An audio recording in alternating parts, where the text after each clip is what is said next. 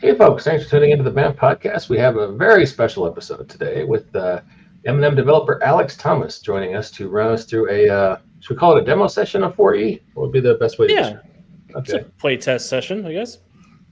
All right. We have frequent co-host and RPG luminary, Mr. Owen Casey Stevens. Owen, how you doing? Hi, folks. Good. Good to see you. And no slight to Owen, but we also have Jacob Blackman, who is the most handsome man in Oklahoma. Glad to have you, Jacob. Especially while I'm sitting next to this book. That is a beautiful book, and I'm sure you got in the mail in the very near past. Yes. And as well, joining us from across the pond from Old Blighty, we have Aid Smith. Aid, how are you, sir? Hello, I'm doing fine, thank you. All right.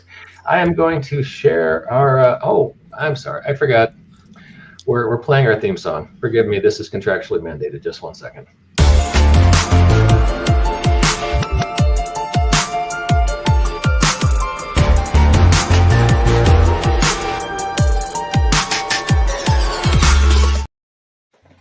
I apologize for that. Like I say, it's contractually mandated. My parole officer has a kid who's getting into music. I had to do it. But that delightful musical interlude assures you, gentle viewer, that this is a high-quality podcast. Only the finest professional grade, ethically sourced, gluten-free, geeky conversation for your podcast listening pleasure. And today, I'm going to share the Roll20 screen so everyone can introduce their characters. So just 1 second. Alex, do you want to set up the setting at all before I share this? Yeah, so welcome everyone. We're doing a playtest of the new Origin Edition for Mutants and Masterminds, which is the playtest version of our 4th edition of the game. We're collecting feedback through the end of September, so this is a chance for people to get out, try the rules, try the setting, see if they can kick the tires a little bit, see how everybody likes it. And our game today is set in my universe of Titan City, a fantasy noir, supernatural bureaucracy sort of style universe where everyone found out that magic and monsters were real in 1908, and now it's the 20s, and we're doing our best about it. Our heroes today are taken from a sort of all over the place in Titan City, and I'm very excited for you to meet them. All right. Well, I'll start off. I am Eric Larson up there in the corner. I promise I won't be jarring myself with 4-foot-tall shoulder pads. What is my code name, sir? You don't have a code name. You're just Eric. I'll just go by Eric. And I have some giant lineage, so I've got super strength, and I carry an axe, and trying to do good things in a city gone bad. So that's me. Owen, you have that dashing fellow with the dual 45s directly below me. You want to tell us about him? Yes, I will be playing the Lantern, which is a legacy character who traces his heroic origins all the way back to the Midnight Ride. So he is inspired by all the Midnight Riders of the one of by land, two of by sea famous warning that the British were coming. Awesome. Jacob, I believe you are the guy in the metal mask. Indeed. Today I will be playing the Iron Dragon. He is a Chinese hero who has studied mysticism, alchemy, and the martial arts, and uses it to protect his neighborhood people from evil and monsters. And last but not least, Aid, tell us about your character.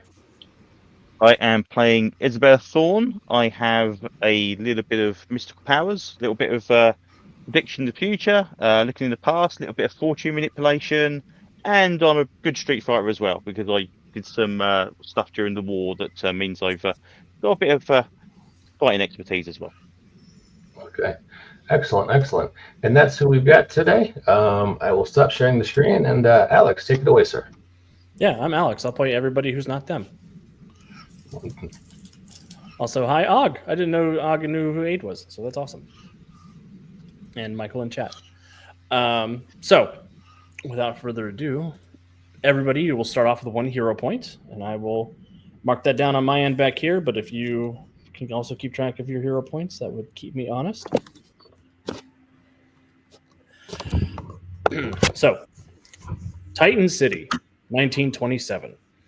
A city that pretends it knows where it stands. Streetcars clatter, jazz spills out of corner joints, and the newspapers shout about progress.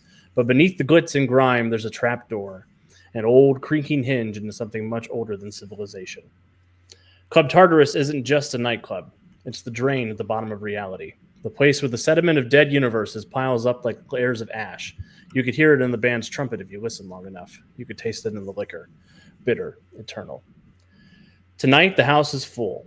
Monsters rub shoulders with mortals, heroes pour drinks for killers, and the city's lost souls come here to gamble with their fates. But in the smoke and the shadows, someone has gone missing. A girl chasing a brother chasing a lie, and a lie whispered by a man who would burn the multiverse just to watch it collapse. Before the lights go out, before the doors lock, our story begins. Descend with us into Tartarus, down the stairs that never end, past the edges of reason where golden apples glimmer, monsters chatter in forbidden tongues, and even the gods themselves keep score. So, order a drink, straighten your tie, and don't blink too long, because in Tartarus, if you lose sight of who you are, you might never climb up again. Our story begins. And the camera drifts past the velvet curtains of Club Tartarus and settles behind the bar where Eric stands. Broad shoulders, slightly hunched beneath the low-hanging lamps, glass in one massive hand with a bar rag in the other, and the psychic goldfish Crassus drifts lazily in the bowl just off to the side, golden eyes fixed on you in judgment or encouragement. It's hard to tell. Mike, tell us a little bit about what Eric is up to as we join him this evening in Club Tartarus. Eric, I believe, works behind the bar, doesn't he? He is. He's the bartender. Yeah, so I'm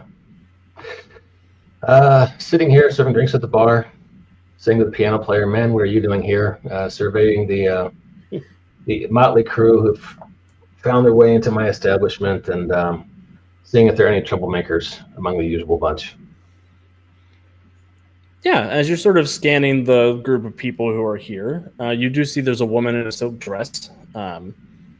Although the shimmer of her hair betrays the long legs of a spider beneath her glamorous dress, leaning across the counter. And a couple of the human patrons are sort of giving her a wide berth, but she's looking sort of in your direction, wondering if you have a drink for her. I look at her and raise my eyebrows in a welcoming manner to let her know that even people with spider legs are welcome to drink here. She flashes you a smile that meets her mandibles but doesn't quite meet her 8 reflective eyes. All right, I got just a drink for you. It's a little thing I learned about during Prohibition called Satan's Whiskers. I just happen to have enough capers to make it right now. So it's an orange frothy mix with some zest and bitters, and I serve it to her in a cocktail glass. Yeah, she'll take it, she'll appraise it, and she'll shoot it back. It's nice to meet somebody who has manners here, unlike these others. The humans sort of look at her. Bunch of savages in this town. What are you going to do? Perfect.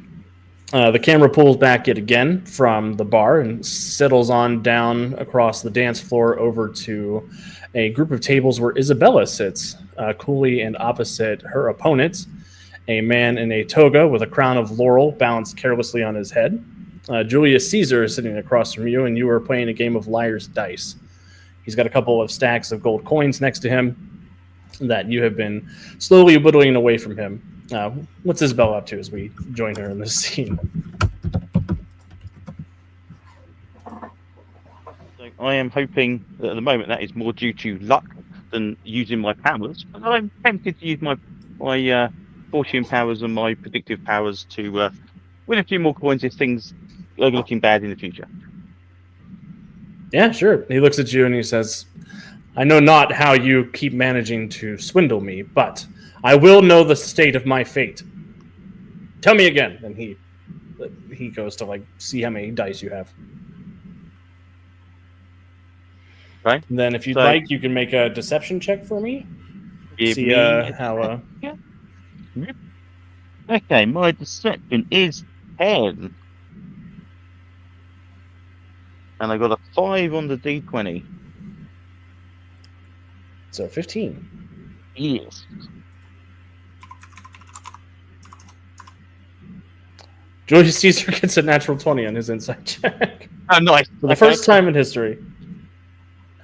And he sort of looks at you and says, "You have been rigging this game." No. This is skill. This is just skill. Still good. It's fine if you're not happy, but you've got to learn the lesson. You've got to learn to play properly. I'm just helping you out to make sure you know how to play this thing. But that was just skill. That's not me doing anything untoward. He sort of raises his eyebrow and says, "Okay, we can try one more time. Please, I need to know my fate. I have an appointment with the Senate this afternoon. Okay. My Calpurnia has been all askance all evening."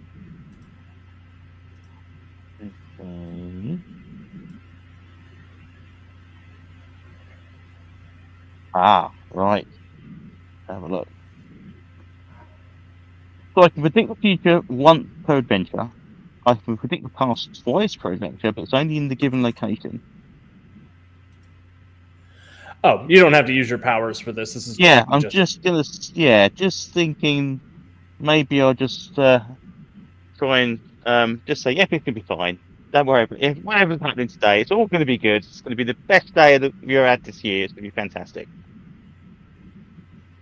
He nods and he pushes the coins forward, says, "So be it." And he thanks you for your time, and he'll stand up and start making his way towards the door.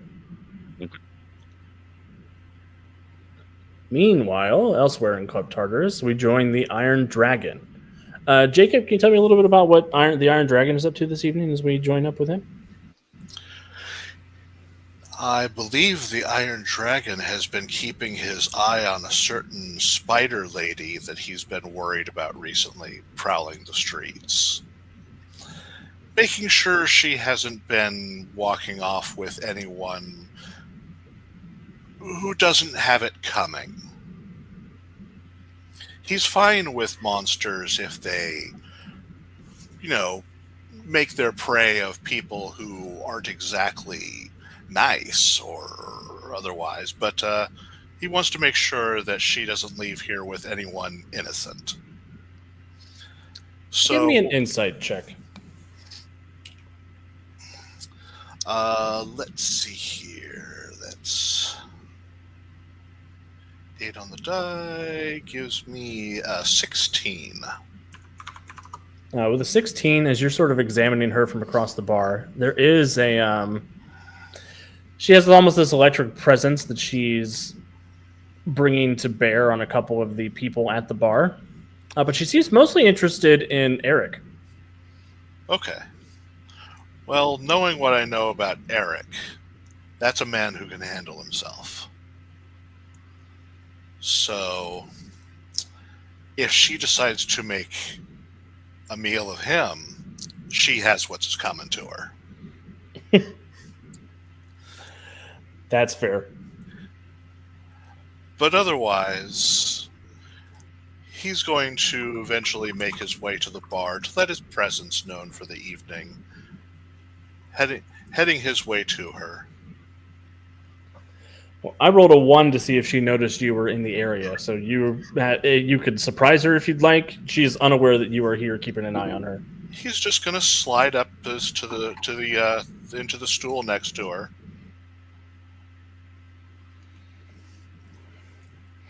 She folds her front legs over her waist. "Oh, Mr. Dragon, it's good to see you." Lady, is the evening going well for you? It's a little light on appetizers, but it is... things are progressing in an interesting manner. Very well. Flashes you a wicked smile. Make sure that whomever you decide to take home tonight is deserving of your care, not someone I will be required to avenge later. Oh, Mr. Dragon, you know my favorite flavor is bitter. Very well. I hope you have a successful evening. She gives you a smile that is not a smile. It's a thinly veiled threat. It's very quiet. Mind your business. Eric, Tin Man. do mind yourself. Aye. She's an interesting one.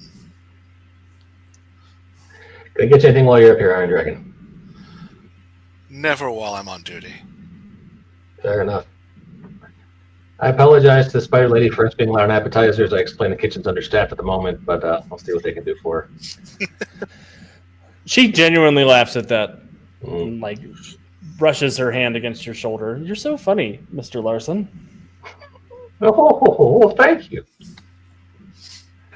I nervously glanced at the axe hanging behind the bar and find some other customers to help. The goldfish sort of reaches out to you psychically, Eric. I'm not sure, Master, if she's trying to consume you in one way or the other. Although I hear most spiders do it both at the same time. You're not making me feel better, goldfish, but thanks. I'm not your emotional support, goldfish.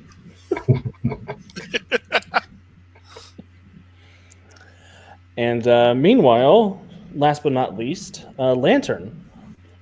What brings you to Club Tartarus this evening? Word on the street, the contacts and reprobates that I keep in touch with have all been whispering one place: Club Tartarus, Club Tartarus. I don't know what's going down, but if it's something that everyone's talking about, it might be something that needs a warning. So the Lantern lurks in the background, trying to observe, stay alert, keep an eye on what's happening that might be beyond the unusual. Not entirely hidden, his golden signal lantern pin remains visible to any that looks that direction, but he tries to keep his fedora down so that no one can try and read his expression as he just keeps watching, waiting for something beyond the ordinary even for this place, to call out the need for action. Awesome. Will you give me a perception check?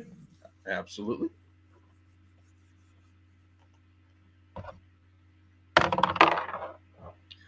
With a mighty 18 on my die, that will give me a perception of 30.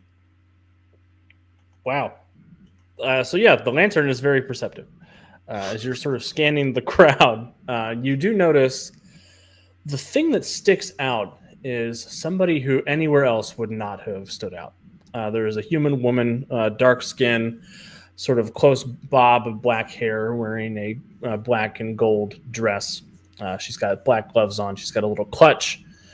With your 30 perception, you do notice that there is definitely a 38 special in the bottom of that clutch. And she has a photograph in her hand that she is walking amongst the people in the bar, stopping people occasionally to flag them down and say, have you seen this person? And she seems like she's never been here. She seems very uncomfortable around monsters in general. The Lantern's going to make his way over there.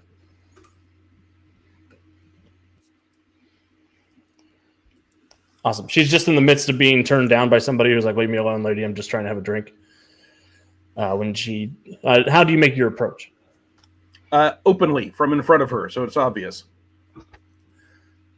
She looks up at you, looks at the domino mask and the lantern pin. Oh, Mr. Lantern, it's a pleasure to meet you. I'm Lauren Gardner. And she extends a hand. Miss Gardner, he'll take it. I take it you're looking for someone. My brother, Teddy. And she hands a photograph over. So he's a young black man, sort of cornrows, dressed in a very nice pinstripe suit. You do notice he has a key card in his shirt pocket for Jupiter Enterprises, which you know is the sort of techno-sorceric mega corporation that is probably evil, just based on your experiences with them. What makes you feel Teddy needs finding? He hasn't been home in a week, and he never goes this long without checking in.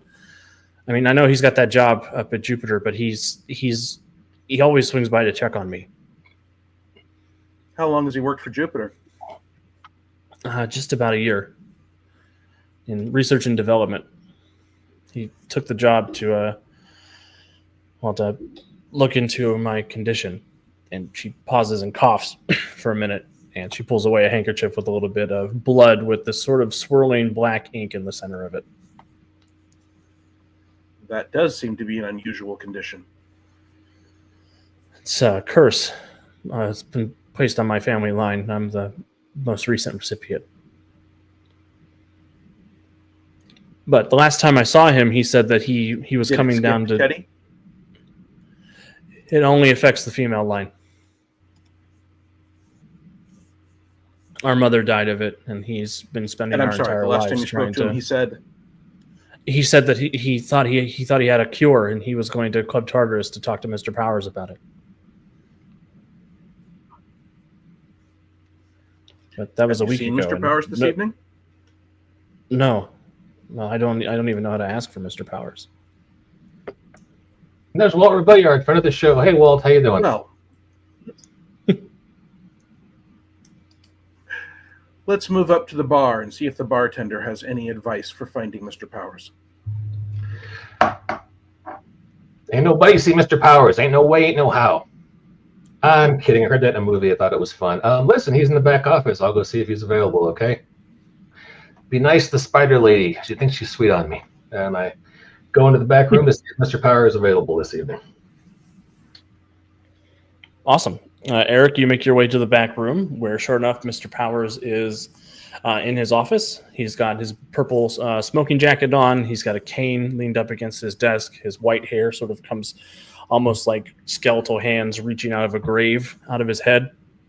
And he looks up at you over his sunglasses, which reflect sort of the cracked lava of his eyes. Hey, boss. Mr. Larson. Mr. Powers. A couple folks at the bar, including the mystery man, the lantern, wanted to ask you some questions. Send them back to talk to you, or do you want to come out and talk to them?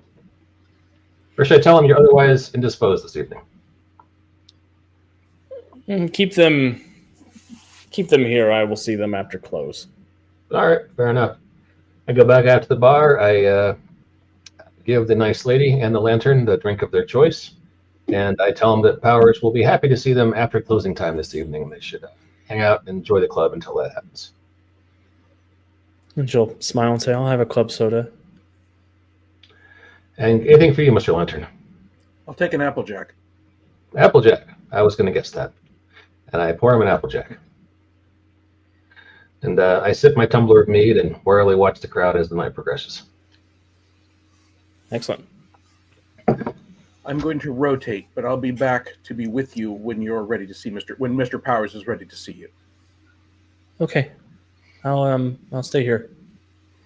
And while he is going to rotate, he's also going to keep an eye on her in case anything else approaches her while he's eyeing the club and its patrons.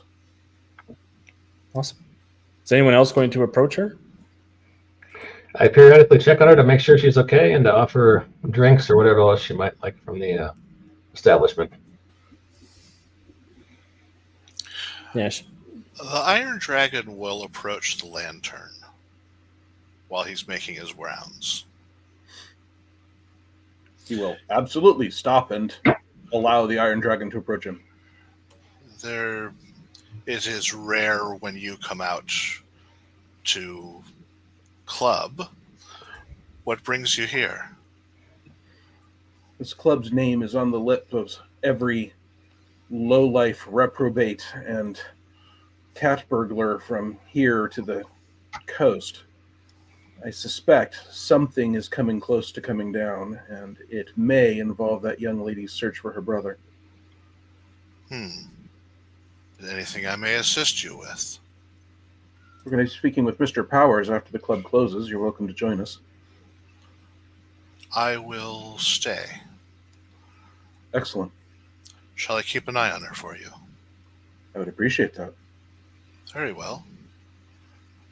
And he will make his way back to the bar and introduce himself to Miss Gardner. And she'll give a smile. The lantern asked me to keep my eye on you. I appreciate that. You are very nice people. I don't get out very often.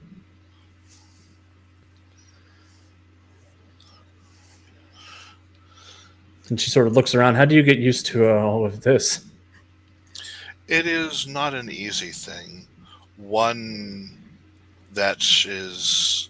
I have spent quite a while in this world, uh, not particularly in this city. I've been around. But having been brought to Titan City in recent years, it has grown on me, and the people have been interesting. The nightlife, certainly. Are you all right? I'm worried about my brother. I keep trying to tell him that the person he's working for at Jupiter, he's just not a good person. But he says he needs the lab. He needs the medical supplies to work on his research. I see. Well, I am a man of means and sorts. Maybe I can help in that endeavor should Mr. Powers prove untenable. Hey, my boss is tenable as heck. Titan City's list of 10 most tenable bachelors, 5 years running, sir. I do not mean to imply anything. I am merely offering my services. It sounded like you were verging on besmirching. Watch yourself there, fella. Should I get into anything? Grasshopper, maybe? Shirley Temple? Dirty Jelly?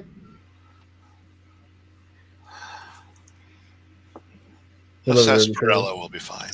Sarsaparilla coming up, sir. Isabella, do you have anything going on as the evening's progressing?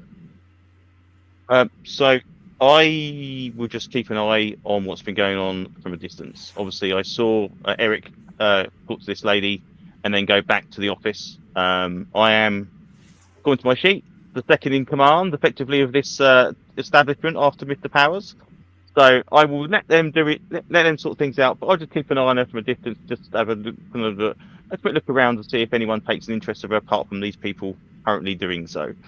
But I'll wait until I get the nod from Mr. Powers himself before I involve myself directly with anything at the moment. Excellent. You will receive a psychic communique, Isabella, asking you to suss out what's going on before Mr. Powers has to make his appearance. Okay. Okay, so I will go and take a quick look over. We get a little bit nearer to the actual the kind of discussion going on at the moment, within earshot, but not kind of obvious. And I will try using my mystic senses to see if I can get some analytical information from her, and see if there's anything I can kind of detect, if it's kind of some kind of magical curse thing going on or whatever from that kind of data. Awesome. Will you go ahead and we have a new skill for 4th edition called Magic. Will you roll a magic check for me? Okay, my magic is 12, so I'm pretty good, hopefully. Oh, okay, I was pretty good until I rolled a very, very poor 4, so I got 16. 16? With the 16, she is exuding magical energy. Specifically, there seems to be some sort of divine curse magic flowing through her that you're easily able to sense. It's very heavily laid on, and it does have a Norse background, from best you can tell. Seems similar to what Eric's people exudes. But there's also... she has something else magical on her person that is not related to the curse and is not related to her own being. There's something in her bag that is giving off some kind of magical energy, but it's hard to tell exactly what it does. Color-wise, on the color wheel, it's indigo. Yeah, I was just going to say, it says on my thing I can determine colours and give some rough estimate. Okay, that's cool. Okay, that's fine. So I will kind of feed that information back to Mr. Powers if I still have a connection. Otherwise, I'll keep it to myself and tell him directly when I actually have the meeting. Yeah, you know that he can hear just about anything that goes on in the club. So if you find a quiet corner to whisper that to, he can. Okay, that's what I'll do. Yeah, I'll just take a couple of steps back and just let him know Yeah, definitely some kind of magical thing going on. 2 instances, one herself, and also a device or something she's carrying, and fill her in the kind of the ideas of what kind of colours and possibilities it could be. Very interesting. I will do some research before I meet with this young woman. Keep an eye on them. Okay, no problem. And I almost do a salute, then realise you can't actually see me, so I just yeah.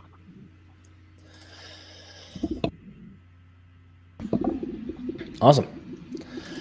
Well, the evening progresses very well. Eric, will you give me a perception check real quick?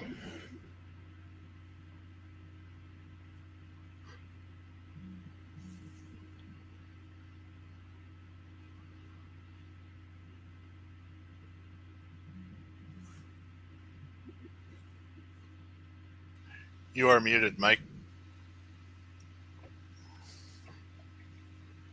5. 5. Yep. Cool. Is that with your bonus? Didn't add any bonuses. Let me check. Let's Should be on the see. second Change page. their skills. Yeah, should hopefully have a perception skill. Perception skill. Yep, that's. Oh, I got a bonus of an 8. Good lord, I'm perceptive for a Norse giant or half giant. 5 plus 8, 13. Lucky number 13. With a 13, as you are sort of keeping an eye on things, you do notice at some point in the evening, Miss Gardner puts her little clutch down on the bar, and the bar just sort of absorbs it. The bar absorbs her purse. Yep.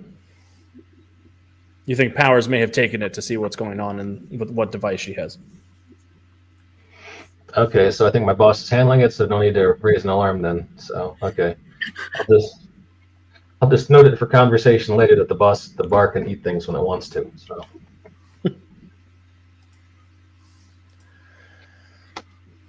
And as the evening winds down, the jazz fades, the last patrons drift out under the neon. What's left are the stragglers, the monsters, the gamblers, and the ones who belong to this place. Each of you, in your own way, has felt the strange rhythm of the club tonight, a little sharper, a little more dangerous, and then all at once it falls quiet. The smoke parts, and Mr. Powers is simply there, as if he's been standing among you the whole time, waiting for the room to hush. His voice is calm, but carries the weight of iron. Good evening, my esteemed guests, Miss Thorne, Miss Larson, my employees, and you, Miss Gardner, a trespasser. I understand your brother was in here a week ago, and I know not how, but he has vanished into the lower levels of my nightclub. That is not supposed to be possible.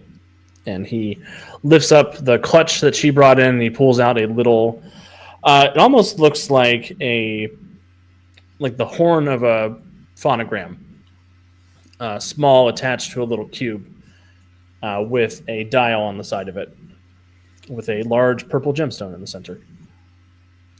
What is this thing? And Lauren looks at the purse, sort of looks around, wondering how she misplaced it, and says, "That's the device my brother left with me in case he went missing. It's supposed to help me get to where he is, but all I know is that he came here first. I didn't want to cause any trouble, Mr. Powers." And he'll look at Eric and Isabella, and then he'll turn his attention to Iron Dragon and the Lantern. The place that this young man has disappeared to is not somewhere that mortals were ever meant to tread. It is imperative that we get him out of there and back to this level of the club. But I am bound from pursuing into the lower levels or into the upper levels. I must remain here.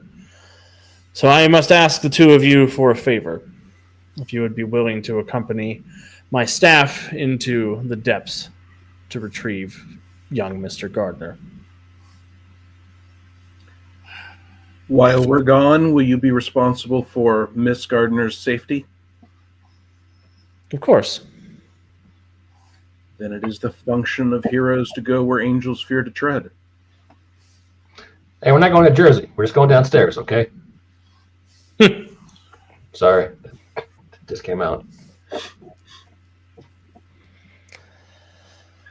I take my axe off the wall and I get ready silently, giving everyone else space to talk or make preparations. Will we be needing our own coins, depending on how far we go? No, there should not be anyone down there expecting payment from you. Very well.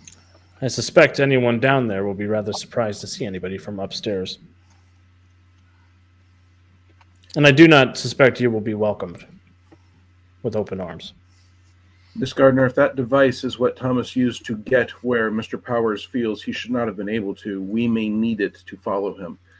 You have my word that if you let us borrow it, we will do our utmost to find and retrieve your brother in as best condition as we can. Yes, whatever you need. If you think that thing will help, please. I don't even know what it does. The lantern will indicate to Iron Dragon that he should go take the device from Mr. Powers.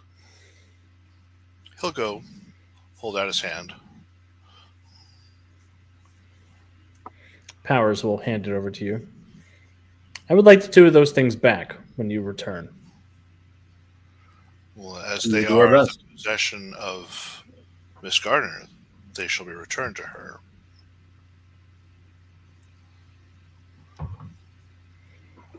He gives you a menacing grin. But of course. So, And should we pack up some sandwiches in a hobo bindle and head down the stairs, folks?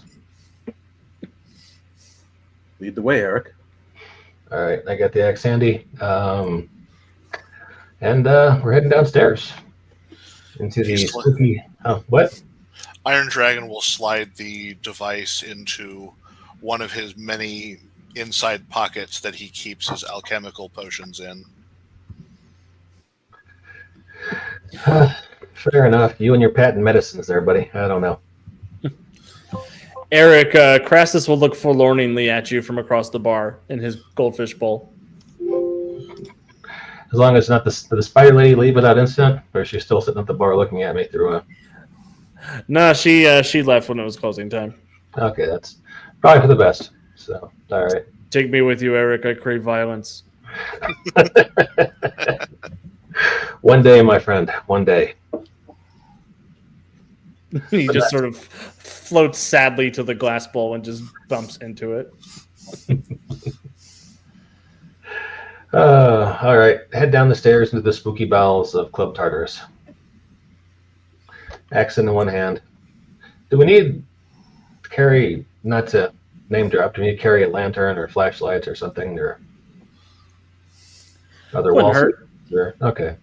So, get a flashlight or whatnot. Or I assume the lantern has a portable light source on them.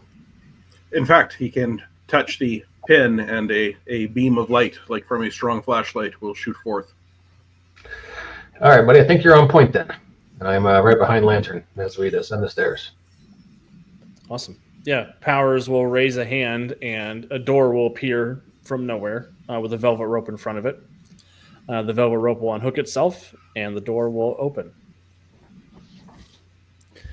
And Eric, if you're leading the way, you step past the velvet rope and the world tips. Staircase stretches down and possibly long and possibly strange. They fold back on themselves like an Escher drawing, and every footfall carries you deeper into colors your mind doesn't have names for. Eric, have you ever been down here? First time. How about you? I'm going to activate my alchemical tracker to be used as a means to find my way back to the entrance. Awesome. What form does the alchemical tracker take? It's basically it's a alchemical compound that occasionally leaves you usually throw. I usually throw it on the ground of the whoever I'm tracking, and it leaves a kind of colored steps that I can follow. Oh, awesome. Like and steps. for Eric and Isabella's knowledge, before today, you didn't even know there was a downstairs to Club Tartarus. This is a very closely guarded secret. Yeah, I figured it was something like that.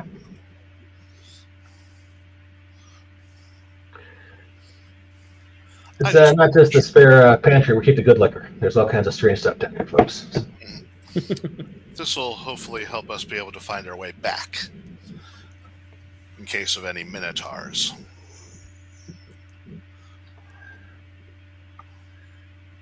Perfect. All right. Well, we're going to enter into a check sequence, which is going to be basically I'm going to ask each of you to make some kind of check to progress the storyline along. It could be a skill check. It could be a powers check. If you have an advantage you think could be useful, look through everything you've got.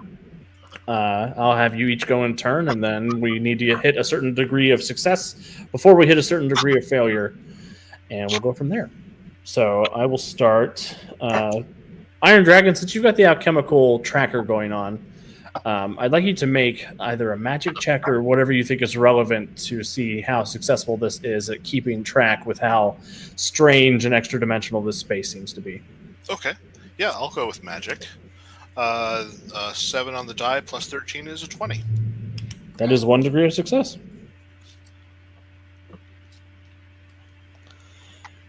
And then degree of failure. Okay, cool. Just keep my little paper notes. And everybody take another hero point for excellent role playing. Everybody should have 2 total. Okay.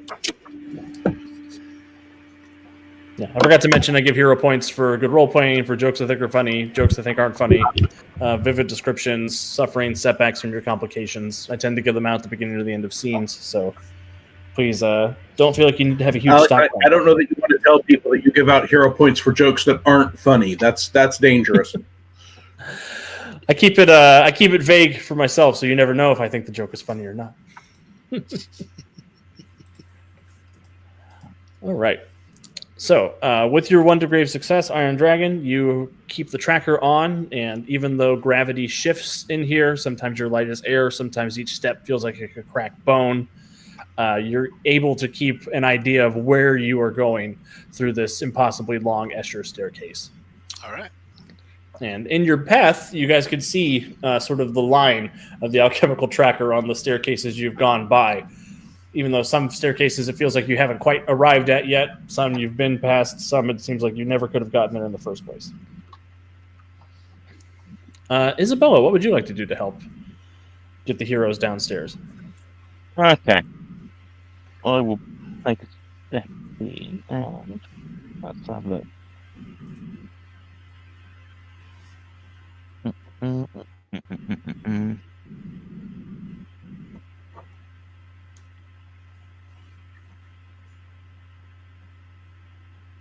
Well, so we're basically trying to find our way at the moment, are we? Nothing seems to be too menacing or dangerous at this point in time, correct? Not yet. Not yet. That's good. Well,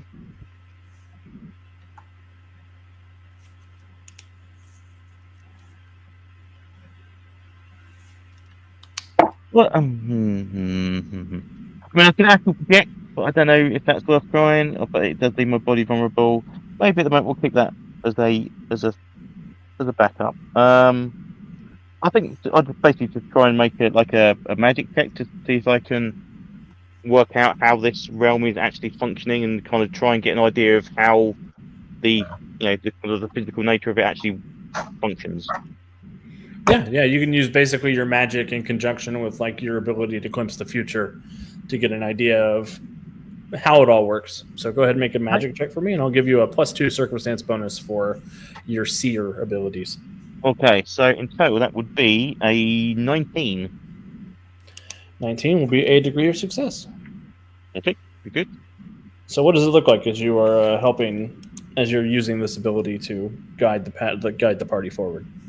I mean, it's got to be classic Jean Grey, hand on temple and kind of hand outwards and kind of just generally kind of guide him around and see if I can figure out exactly where our next step is going to take us, and hopefully directing people not that way, that way. Don't stay to the left, stay to the left. It's generally moving people in the right direction. Excellent. Lantern, what are you doing to help? So, the lantern pen, which he's using as a flashlight, can also go through various polarizations of light, allowing it to reveal things that the naked eye might not notice, which is represented by having skill expertise in the searching function of investigation. So I would like to search for things like Thomas's footprints, secret doors, hallways that are cunningly disguised Indiana Jones style by having the rock cut so it doesn't look like there's a hallway there. Awesome. Yeah, go ahead and give me a searching investigation check. All right. I'll give you a +2 bonus for the pin. Okay. Skill expertise allows me to roll 2 dice and take the better of them, yes? Yes, that's correct. All right. So I roll 2. The best of the 2 is a natural 20.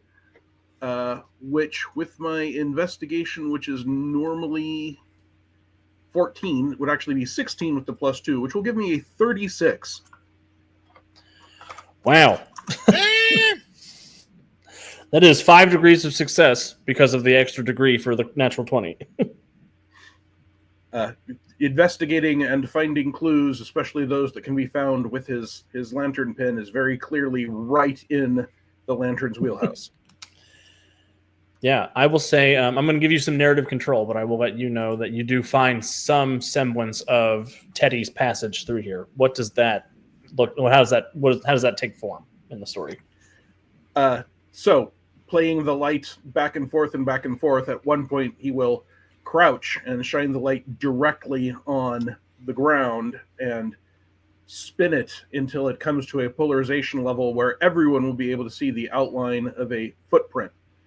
And he will indicate this is a modern brogue shoe. This is exactly the sort of shoe that would be worn by a young man who's been working at Jupiter Industries for a year. It is not the sort of thing I would expect to find at the lower levels of Club Tartarus, except for the fact that we are seeking Teddy. I think we can reasonably safely say he's moved this direction. I really love the hedging of bets on the investigation. Like, this is what the clue could mean. I love that. Yeah, he's the Lantern. He's not Sherlock Holmes, right? You gotta. I like it. Awesome. And Eric, what are you doing to contribute to the success of the group? I'm closely examining that shoe print and saying, looks like a hush puppy from Red Wing down on Fifth Avenue. My kid brother wears these too.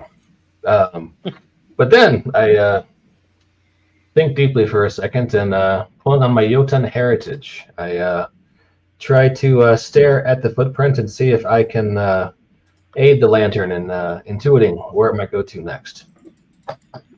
Excellent. Go ahead and... Yeah, I think that'll be an insight roll. I've got a bonus of 8 on that, so. Yeah, I'm good with that. All right. That is a modified 26. Beautiful. That will be 2 degrees of success.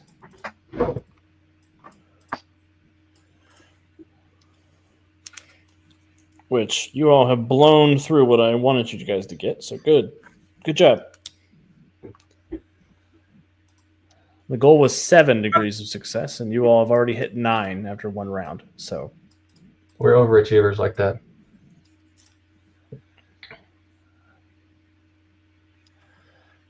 What that is going to mean is you guys are going to get +2 circumstance bonus on your next initiative check, heading into the next scene.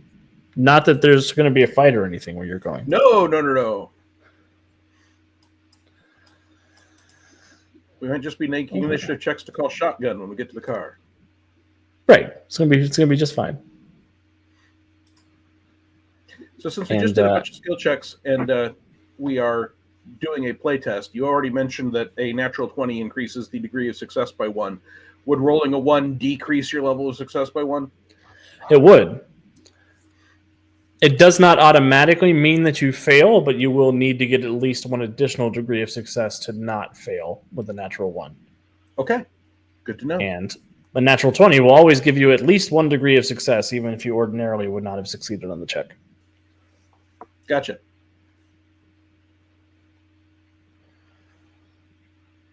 So yeah, as you all, and then skill expertise is also a new advantage that the Lantern used to get the roll 2 dice, get the better of 2 on a skill check, which is in addition to skill mastery, which is still an advantage where you can use routine checks for your skills under any condition.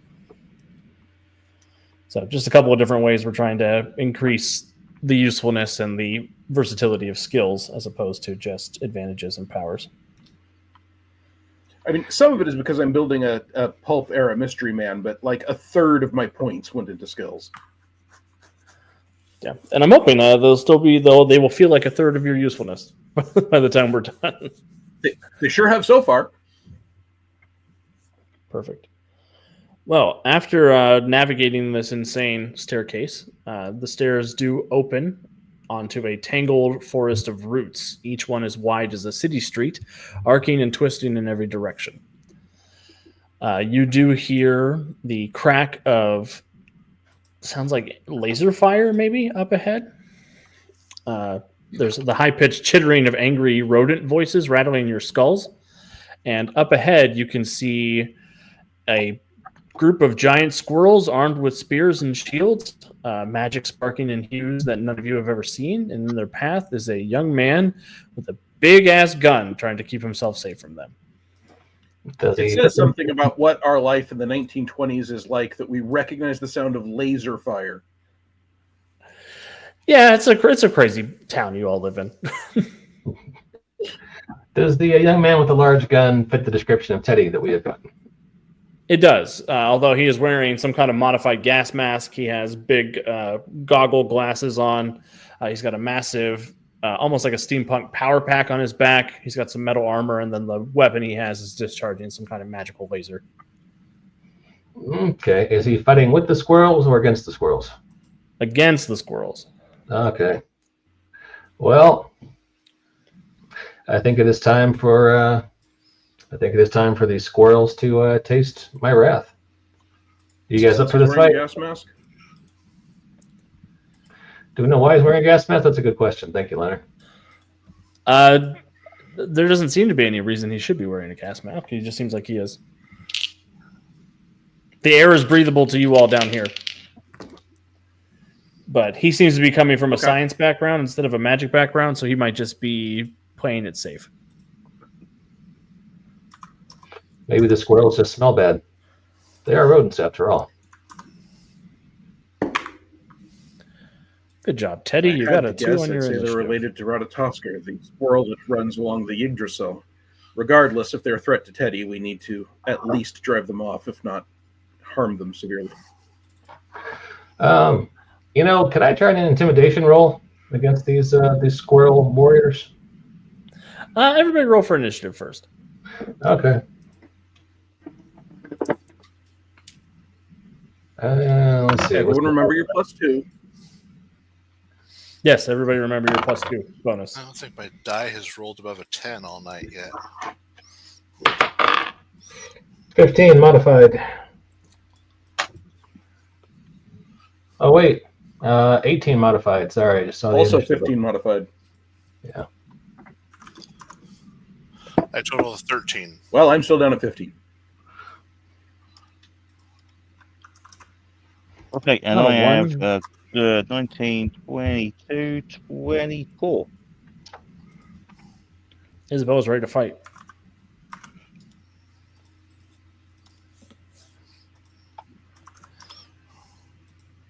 All right, so I'll list you all in descending order, and Isabella, you are up first. You should have a so map what- in front of you now. What these dudes armed with? They're armed with these spears that seem to have almost like a fleshy mouth on the end of them. Oh, okay. That sounds. Did you say the spears have a fleshy mouth on the end of them?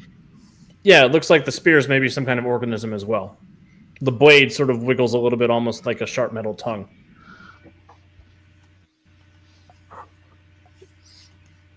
Okay. Just to let you know, Alex, that's disturbing as heck. Yeah. Is this, dare we say, noisome or disquieting? Daniel O from the comments. what Either is that? noisome or disquieting, but it's not both. That's super gross. Fleshy Mouth Spears. I was once in a band called Fleshy Mouth Spears. We did Johnny Cash songs in the style of Red Hot Chili Peppers. We were really big in Fort Wayne in the 90s. But anyway, that's neither. Do they make sounds? They do make sounds. What sort of sounds do they make, Alex? Different sounds for every person who hears them. Okay. I'm not going to make squishy mouth noises. That would be inappropriate. Who's going Yeah. first? The Netflix subtitles would probably say squelching intensifies. Okay. So I want to try and use my misfortune powers to see if I can get one of these spears to accidentally bite the owner rather than actually attack anybody else.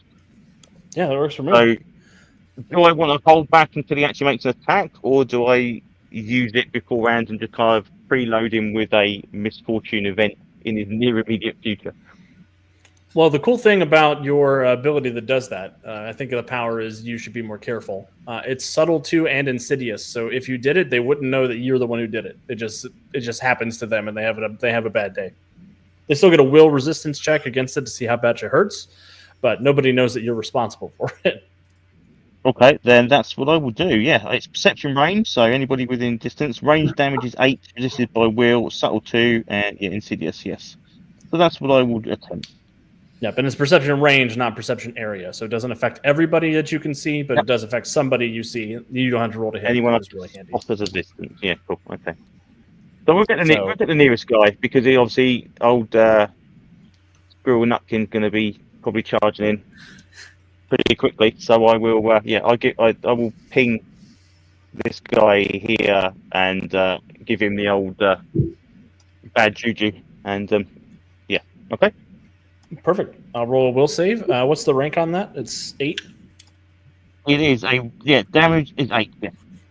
Perfect. So damage has been reduced now. Instead of being 15 plus rank, it's 10 plus rank for the DC. So I will roll a will check. It does get a 22 on the check, but because it doesn't have a hardened or defensive roll toughness, it will still take a degree of damage, which will render it unconscious. What happens, Isabella, as the spear comes to life and ruins that squirrel's life?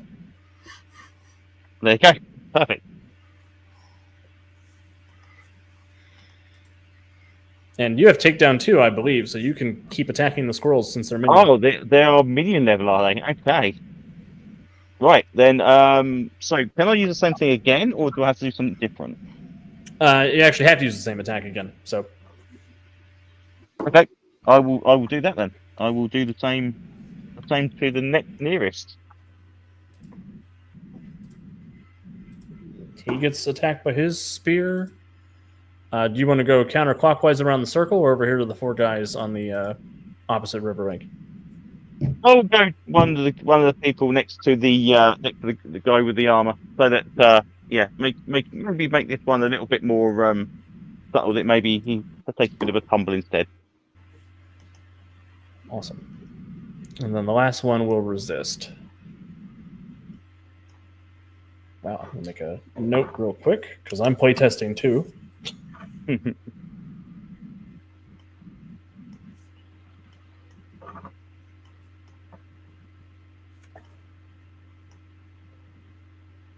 All right.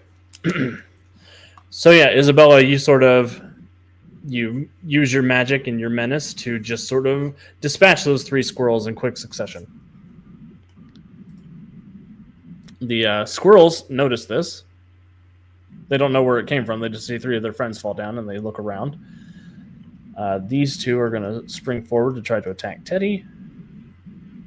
These ones are going to leap across the river here, doing the best they can to get into range with a double move action.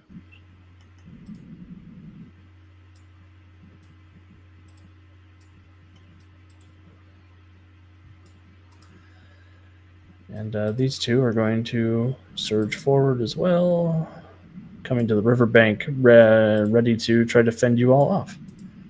These two attack Teddy. Yeah, squirrel time. Oh, they're a minion, so they can't get a critical hit, but that was a natural 20.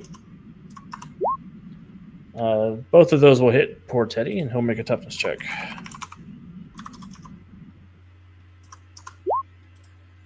Ow. Teddy will take 2 bruises and a daze. As the squirrels descend upon him, stabbing them with the spears, and he will need to make a follow-up fortitude check as the living spear has a secondary effect. He will take an impairment, which is going to give him -2 to his rolls, as the tongue breaks off inside his wound and slithers in, ready to cause trouble on the inside as it grows another one. It gets so much worse. Okay. Ew. All right, Eric, over to you. I noticed on my character sheet I have a power that says Jotun's Grasp. Is this an environmental attack I can do in a selective area? Yeah, so basically you can fill the area with extreme cold. It's distance rank 4, which I think is pretty far. Let me double check.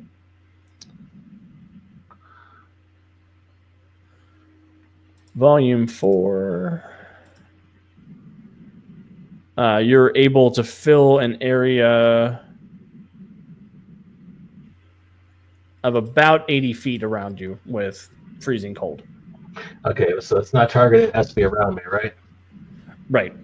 Okay. What I like to do then is... It is selective, though, so it doesn't hurt your friends if you do turn it on. Okay. I'm not sure. So that's the scale I would cover on there? Or would I use it? Yep. Okay. Well, that's everything I might potentially want to hit. So excluding my allies and Teddy, I enable that power. Awesome. A winter's grasp snaps into the area around all of you, plunging snow and freezing temperature. I will roll a fortitude check for all of the squirrels caught in the environment. Wait, I'm not rolling there. I'm rolling over here. They roll their fortitude. They're looking for a 14. Oh, good lord. I'll go top down, and then I'll just go clockwise.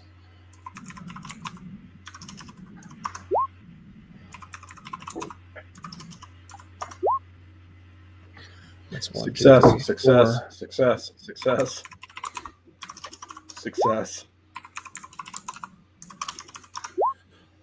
Oh no! Another success. They are rolling super well. Yeah. Yeah.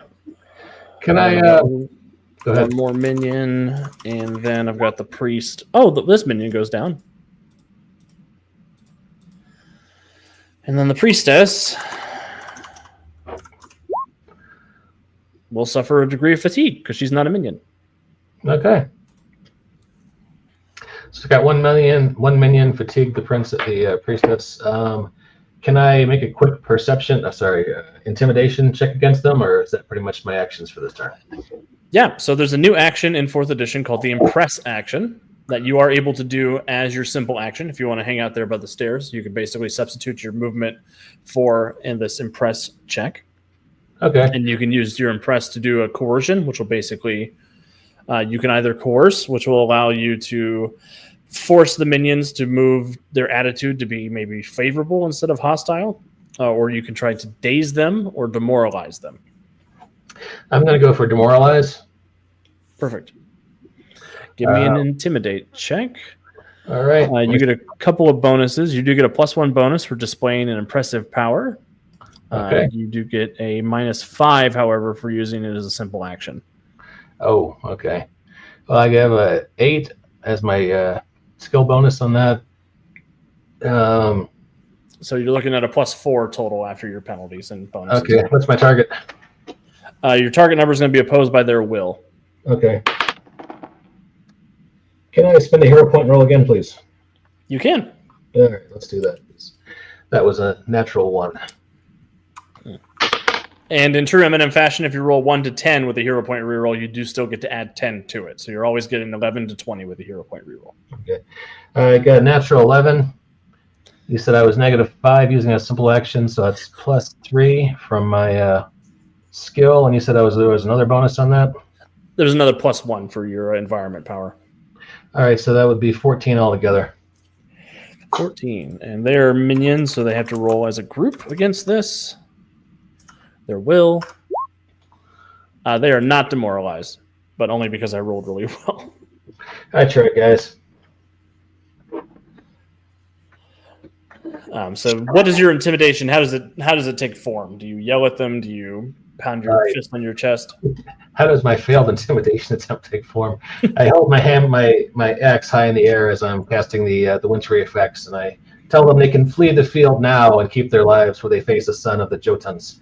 But clearly it didn't work, so I guess it wasn't that intimidating. So all the squirrels yell at you, and then their spears yell at you and echo, almost like those cactuses that repeat your voice to you. There's cactuses that repeat your voice? Okay, maybe that's just a me thing.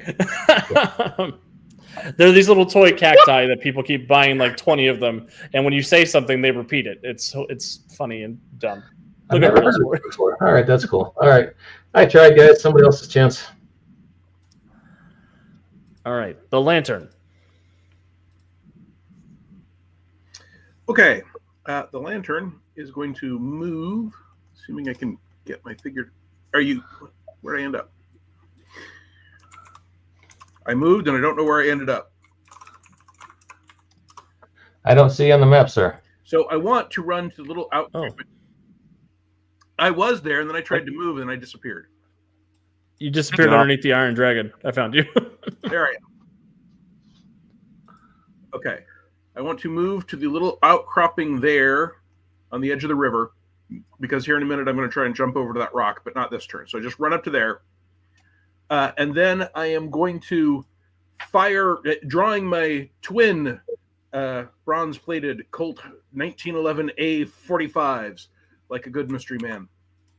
I am going to unload them at the feet of the priestess and make that a intimidate check to coerce her to leave. Awesome. Go ahead and give me an intimidate check. Alrighty. I'm doing the intimidate as a standard because I just moved. Perfect. So there's I've got no an penalty intimidate for of that. Plus 10. And I rolled a 15, so I have a total of 25. 25 is pretty good. She'll roll her will save. She gets a 28 on her resistance check for it. Okay. You know, Alex, if we were Not a doing lot this I in can do person, about that. I might ask to inspect your dice. I'm just saying. You know, sometimes roll 20 is nice to me. Sometimes it's very mean. Yeah.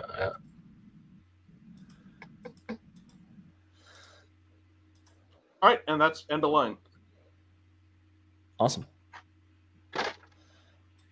Iron Dragon.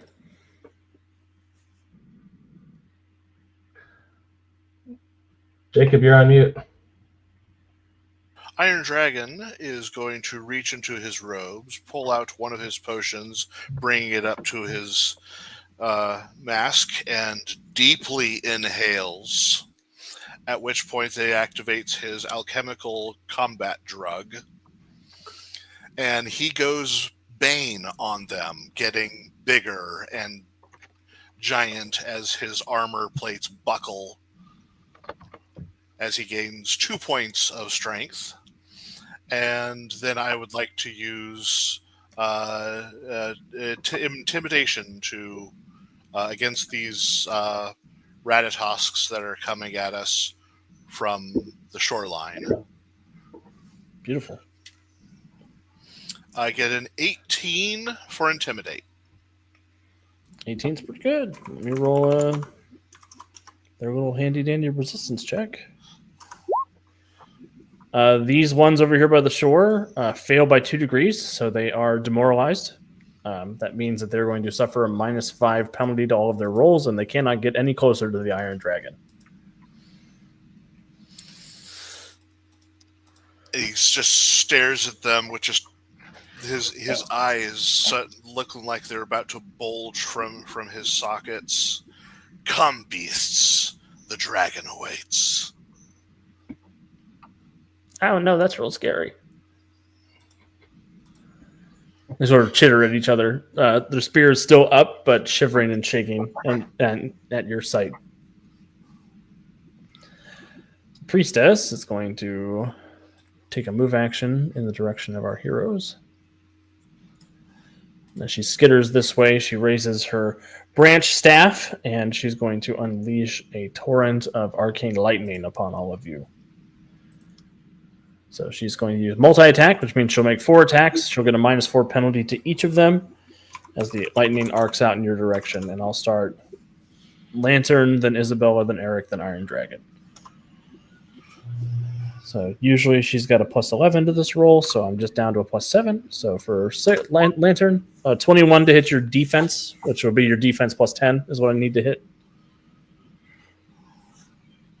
Yep, that hits. Okay. Hits by 1. And then Isabella, a 26 to hit your defense. Jiminy Christmas.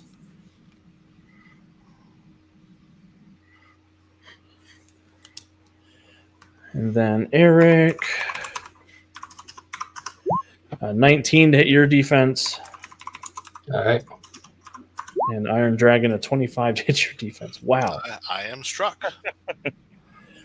Everybody give me a toughness check. You're looking for a 17.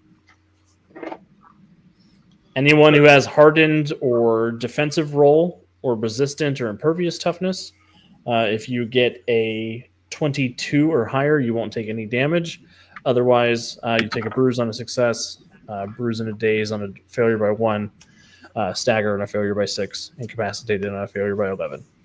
Hey, Alex, I've got protection 2 and hardened toughness 6. How do they work for this roll? Yep. So with hardened toughness, this is 1 degree above your hardened toughness, so you wouldn't get the bonus dice, but you do make a regular toughness check, and if you succeed by a degree of success, you'll be unharmed. Okay. My toughness rank is 10. So roll a d20, and what's my bonus on it? 10. You'll Yeah. roll a d20 plus 10. That is a natural 20, so 30 altogether. So with your hardened toughness, you are completely unharmed as the lightning courses over you.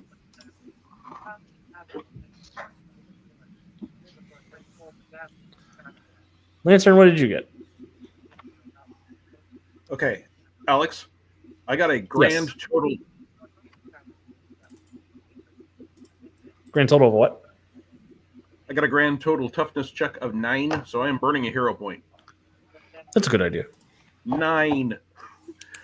So I am burning a hero point for a reroll. Perfect.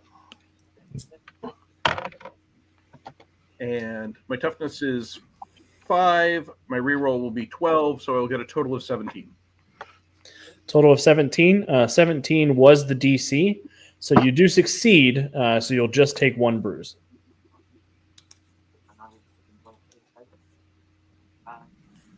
Which I'll mark on your token.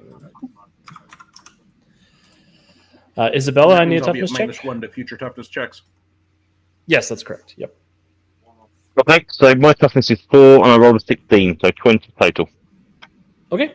You do have defensive roll, but you didn't get a degree of success. You didn't get 2 degrees of success, just the 1, so you will take a bruise. Okay. And then Iron Dragon. I initially rolled a 2, so I spent a hero point for a reroll, getting an 8, which becomes an 18 for a total of 25. Awesome. And then do you have defensive roll or hardened toughness or anything like that? I have impervious 4. Impervious, so you will not take a degree of damage because you succeeded by more than 1 degree of success. So the squirrel races over to the edge, lifts up her little branch staff, and this big arc of this Disney villain green lightning shoots out across the river, striking into all of you and leaving you smoking and cursing. Teddy is dazed and impaired because there's a tongue in his body. He's going to use a move action to get away from here. And he will go ahead and go fatigued to use extra effort, and he will raise his blaster at those two squirrels and try to do something about them. Yeah, 16 to hit. And 8 to hit. So he does hit the first squirrel. And that squirrel goes down. Bang. The violet lightning shoots out of the end of his barrel, slams into the squirrel, and it goes smoking, skittering off away. Back to Isabella. Okay, so I am going to reuse my really should be more careful power on the 3 that are dazed from Dragon. Because obviously they're going to be at a slight disadvantage to their willpower saving throws. And They're going to be at a -5. Yeah, so I'm going to try and enact like a whole kind of Three Stooges routine where like the spears bite the other person and they turn around and whack the next guy with the other. So kind of little, that kind of thing going on.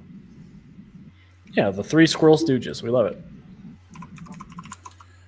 They cannot succeed with -5 on their will. They're at a +1 total, and your DC is 18. I guess they might be able to succeed. Is that natural 20? Oh, it's a natural 20. Wow. Wow. Pretty good.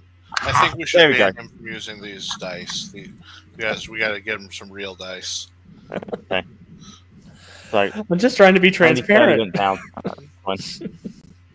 Transparently kick our ass. So they the 2 Stooges team up on the 1 Stooge and they just take him down instead of taking each other down. Isabella, do you want to move from the spot that you're in? Do you want to do anything else on your turn? I'll take a couple of steps back in this direction towards kind of the archway, but that's just a little bit, but that's fine. Danielle brings up in chat that she's never seen me roll this well, which is true. I never roll well. I don't know what's going on. If I've got takedown, does that mean I get to push it onto another one because I took one out? Yes, you can try to move it over to one of the other ones. Okay, so let's do the one next to old Lightning Lass and see if he can slip into that river and hurt himself. So he's looking for an 18. Roll 20's thinking about it. He gets an 18, so he does succeed. Like loose footing, but no damage. Okay. Yeah. Awesome. The squirrels, these 2 are demoralized, so they're not going to get any closer to you guys. But these 2 are going to race up and try to get the lantern. Which 2? Okay, that's 2 closest to him. Yeah, the 2 closest to the lantern. Okay. And then this one's going to race forward and try to get more of Teddy. Lantern, these 2 are going to do a team attack against you. One of them is going to roll to aid the other one real quick. 17 is a successful aid check, so he will get... he was looking for a 10. He's got 2 degrees of success. If this one hits, he'll get +2 damage. So I'm looking for your defense. Okay. 13. It's probably not going to hit your defense, I don't think. It's your defense score +10.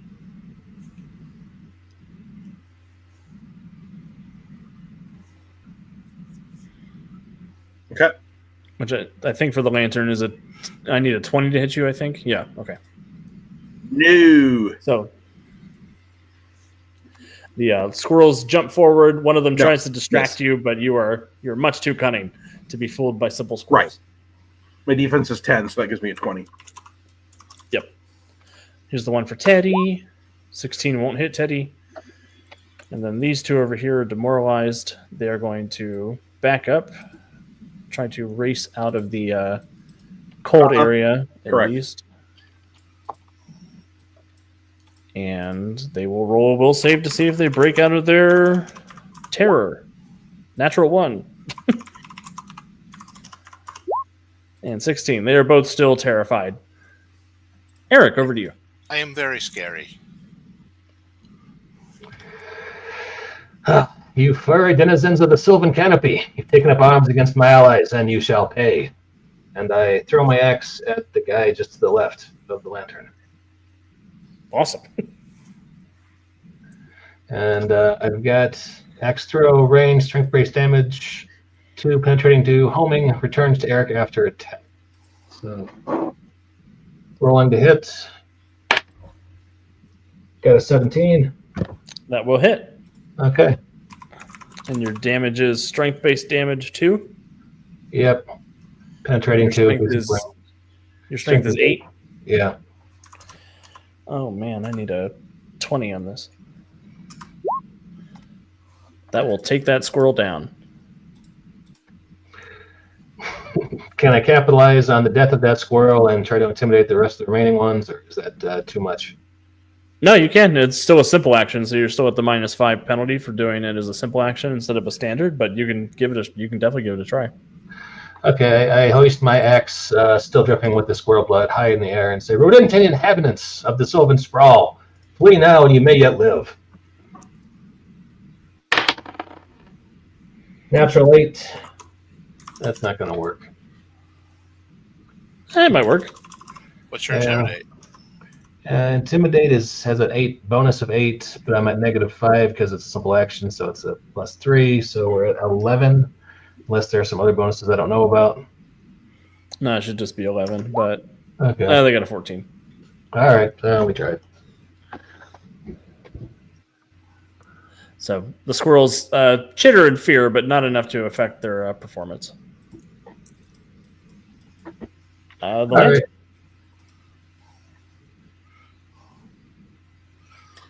Okay. One of them hit Teddy last round, correct? Yes. Yep. And is still up. Is still up. Okay. Still bothering him too, chasing him down. Tried to warn them off. I tried shooting at their feet. Yeah. I am going to unload my pistols at the one that hit Teddy last round. My attack is 10, but I'm going to power attack for 5. Awesome. So I will only have +5 on the attack roll. I roll an 18, so I hit a 23. That'll hit.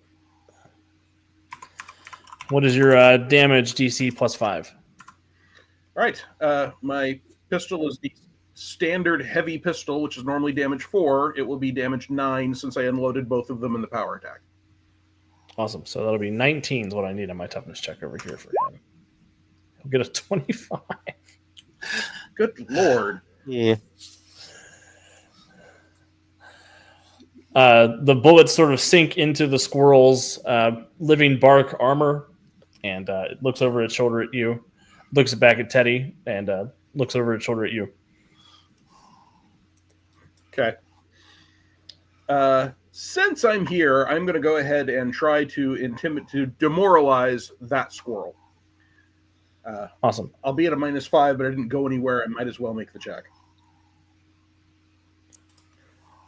So -5 to the check.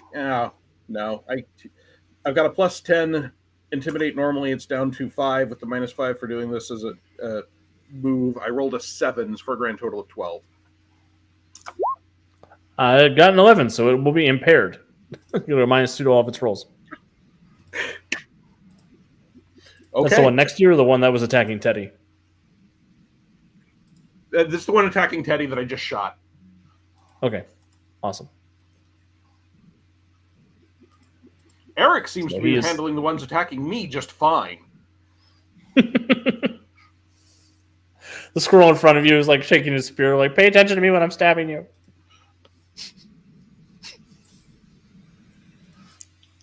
Iron I Dragon. would if you actually successfully stabbed me. All right. Iron Dragon is going to make his way to the priestess with my rank of speed that the combat drug gives me. Perfect. At which point, I am going to be using my improved smash advantage to attempt to sunder her wooden staff. How very dare you? Yeah, I dare. That is a 19 on the die with my improved critical unarmed. Makes it a critical for a total of 28 to hit. That'll hit. And then That it's is- inflict damage on the held object with success. So That she's is got damage 6 plus the 5 for the critical. That's correct.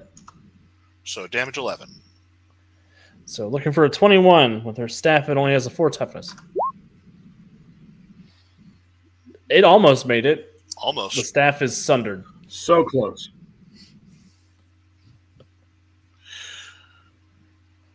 We did not come here looking for battle. We came here looking for him. You have brought this on yourselves. Do you speak squirrel? I do not.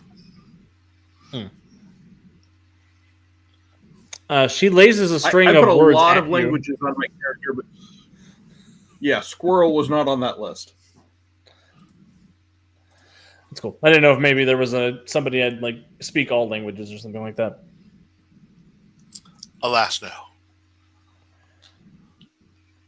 no. Make an insight check for me anyway, Iron Dragon. Okay. Alas, only a 14. Yeah, so she's definitely trying to get something across to you in her language, but it's very high pitched and chittery and almost extra dimensional, so it's a little hard for you to parse exactly what she's trying to say. Okay.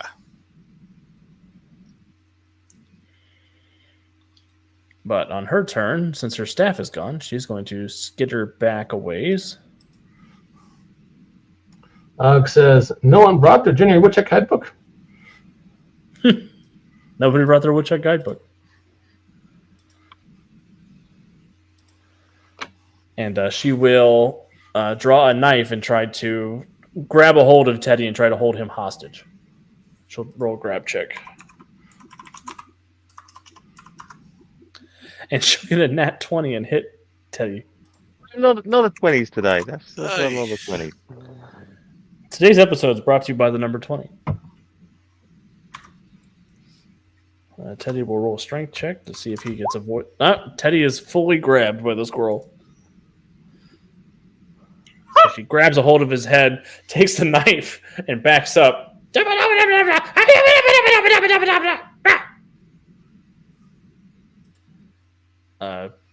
Teddy is going to Our not sponsor struggle in tonight an is effort. Crit Cola. Crit Cola. Taste the crit. Friend Isabella, do you speak the language of these fuzzy guardians of the woodland realm? No, I've got no rural language thingy going on. No. Can you speak to them on the mental plane? You know their nutty thoughts. Okay, so I'm going to use my same power again this time, but this time I'm going to direct it towards old Mystic Meg. What would happen if I spend a hero point? What's my bonus? Well, you could use your hero point to try to do a power stunt to try to do an effect that it doesn't ordinarily do. So you could try to communicate with her telepathically, perhaps. You can try to read her mind. If I'm using my relatively more careful ability, can I improve the damage on that so it's more harder for it to resist it?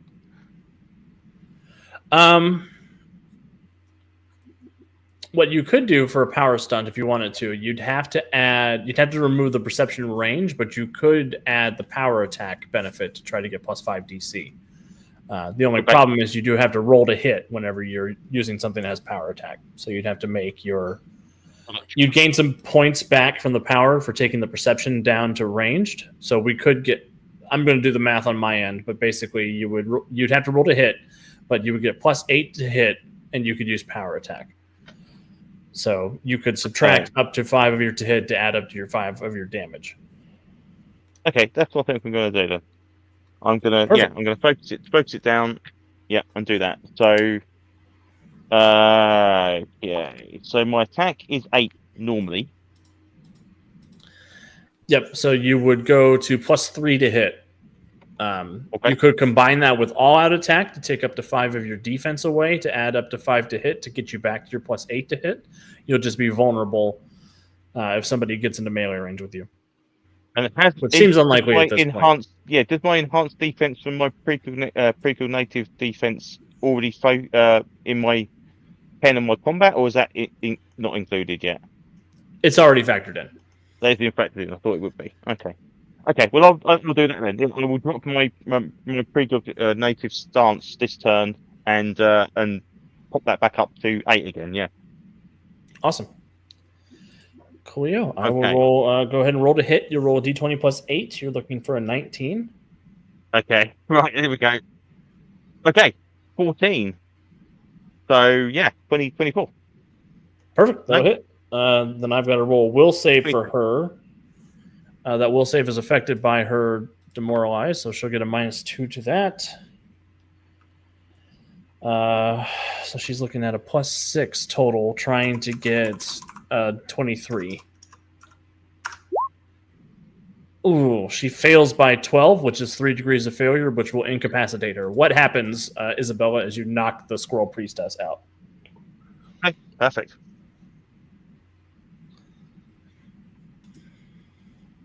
Perfect. Narrate, aid, narrate.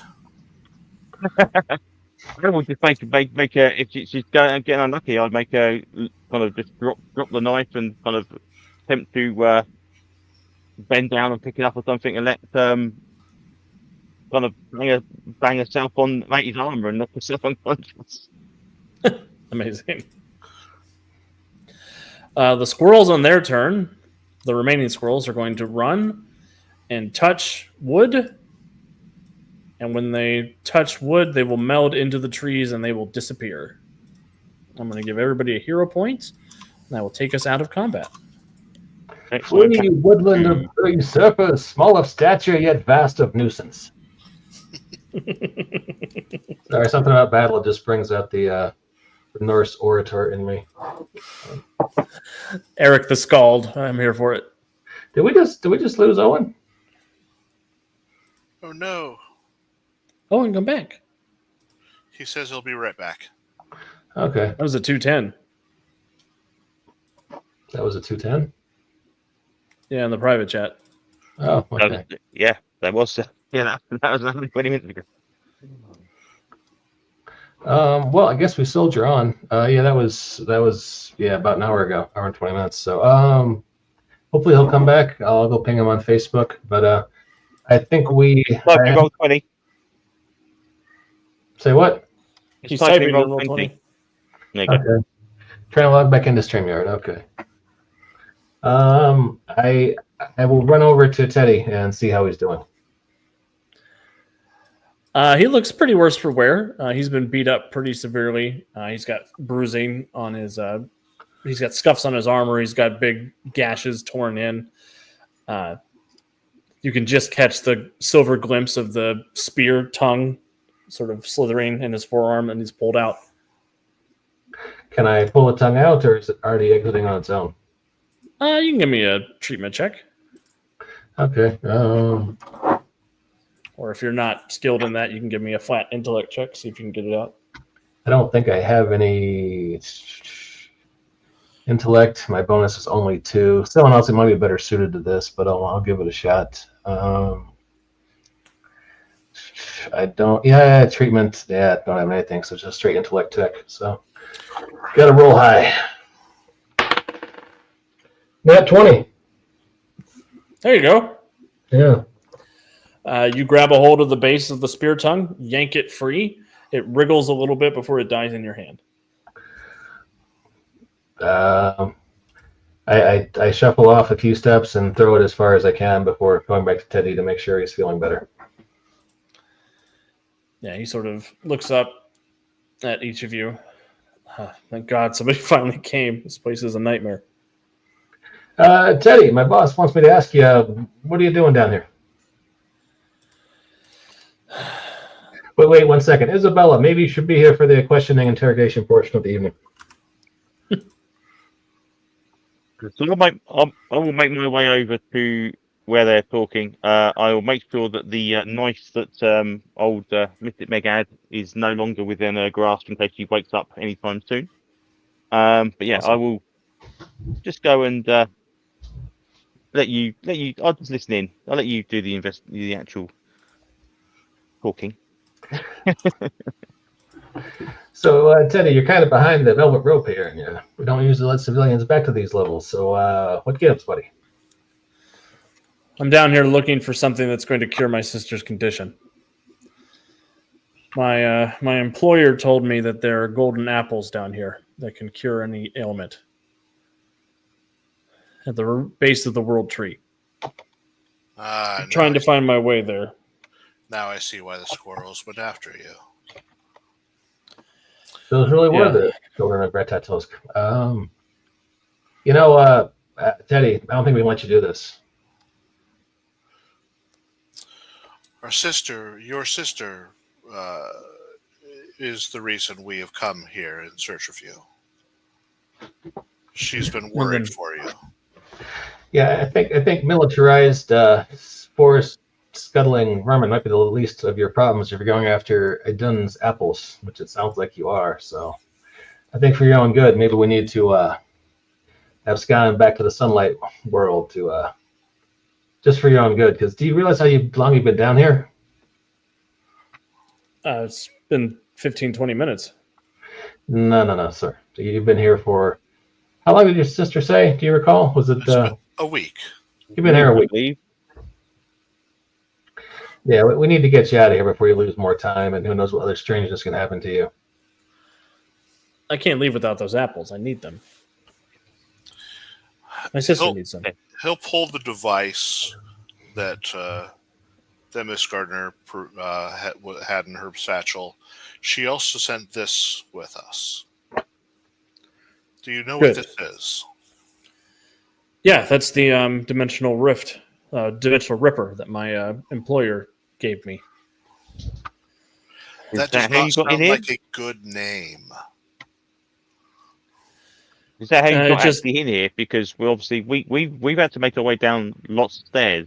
I don't think you did that. Is that what you used to get in? I mean, I made it onto the staircase, but I used the ripper to get back down farther. Now that I have two of them, I think I could probably rig them together so we can get directly into the orchard. We could bypass the squirrels.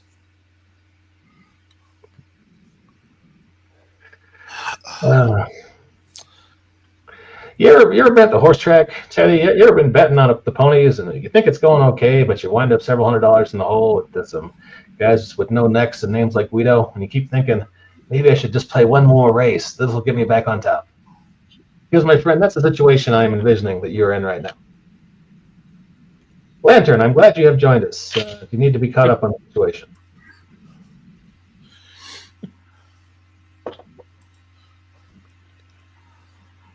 Perhaps you have some light you could shed on the situation. Eh, Lantern? Huh?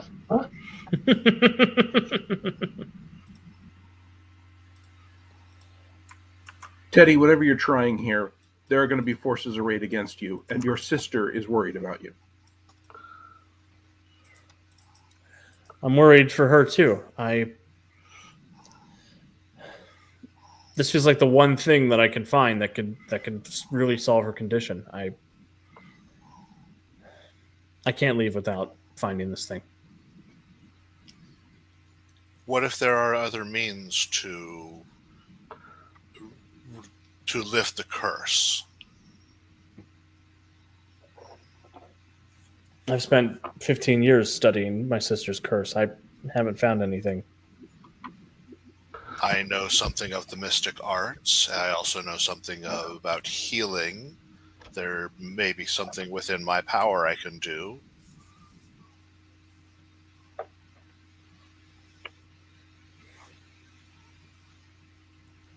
You should listen to him, Teddy. He's a very wise man instead of tinfoil armor over there.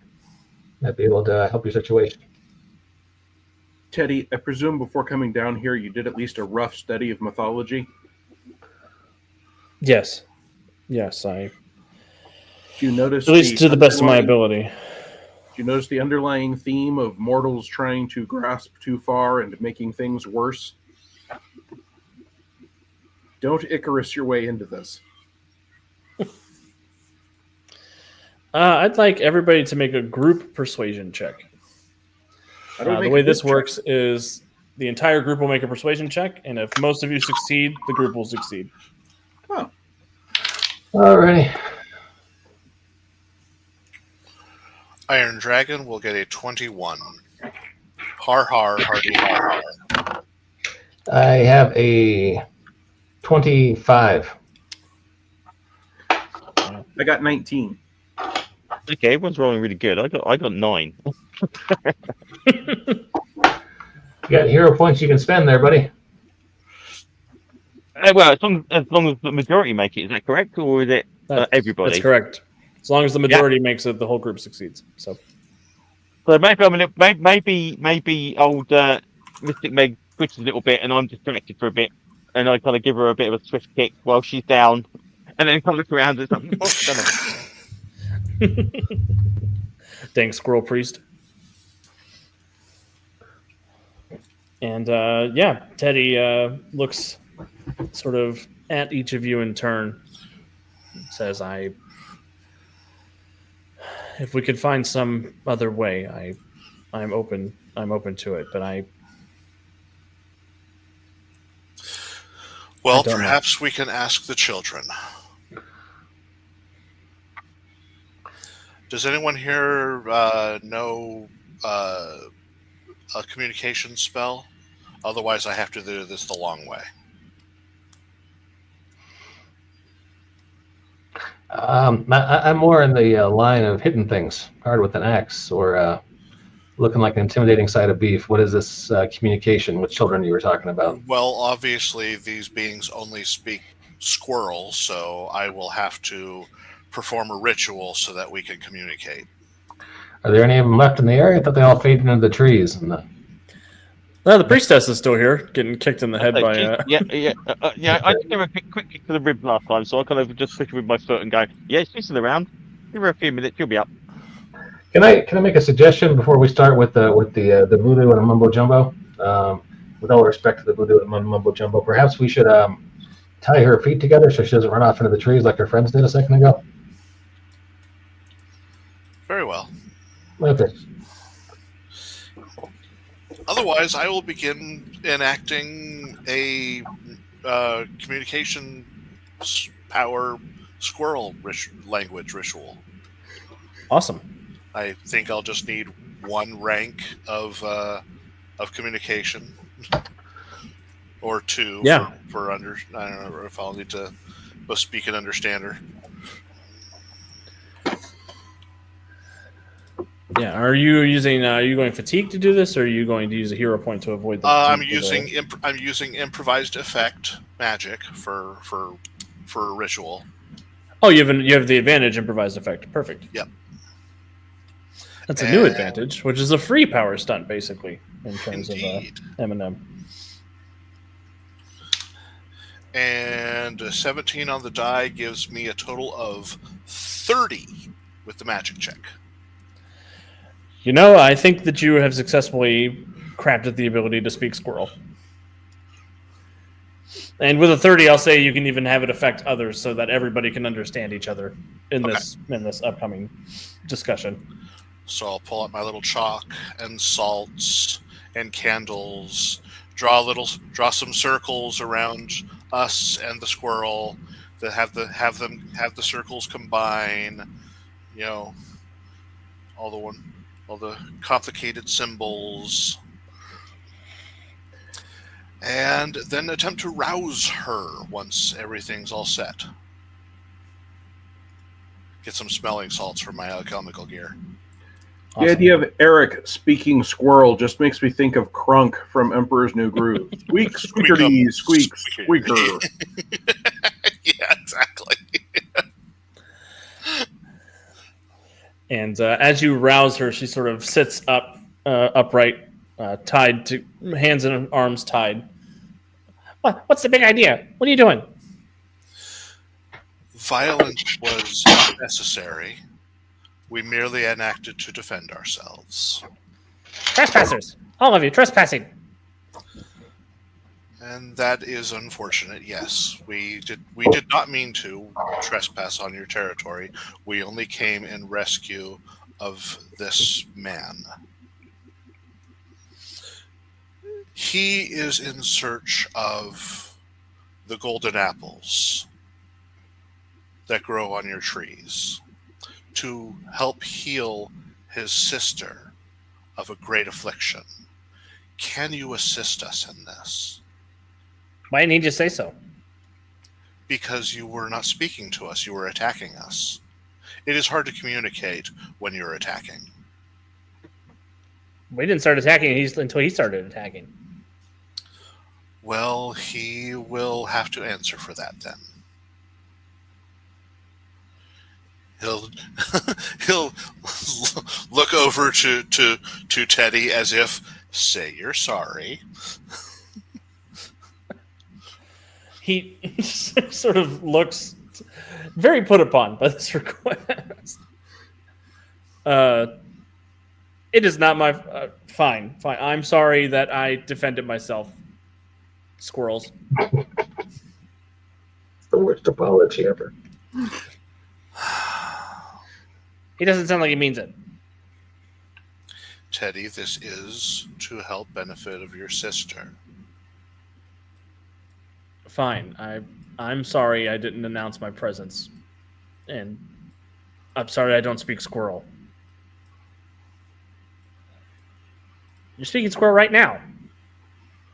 Thanks to the aid of this magic that I have erected around us. Arr. Big magic. Big magic.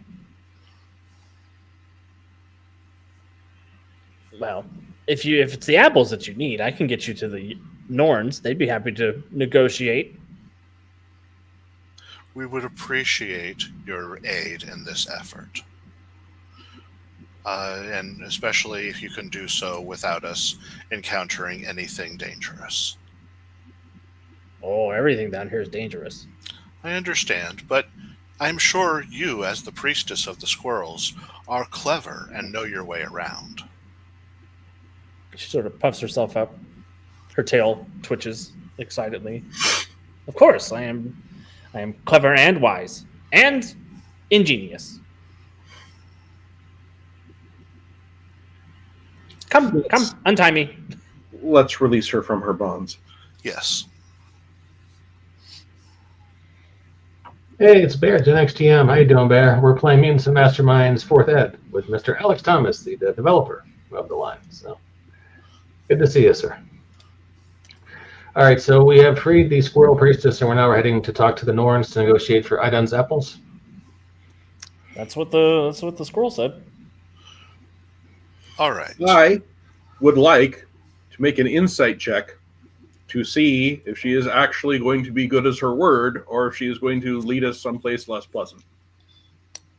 Give me a insight check. And she'll say, "My name is Suzette. Right. I'm very happy to make your acquaintance." I have an insight of plus 14. I rolled a 17, so I get a 31. If she is capable of deception, she is not good enough to deceive you. She seems like very much a surface level being who is very happy to be of service. My cousin is named Suzette. You'll forgive me for not expecting someone down in the roots of a tree under Club Tartarus for being a surface level being. All right, I have a hero point. Okay. We appreciate your assistance, and we place ourselves in your hands. Come on, then. Are you all able to travel by tree? Let's you say will have no. to help us in that. Oh, but of course. And she'll reach into her little satchel and she'll pull out 5 acorns. And she will hand an acorn to each of you. Is this to be eaten or just held? Give it a second. I'm not feeling anything. Is it working? The acorn sort of vibrates in your hand. A couple of eyes open up on the end of it, and it will crack, and it will embed itself into your palms. There's a lot of body horror in this adventure today. Why? Why?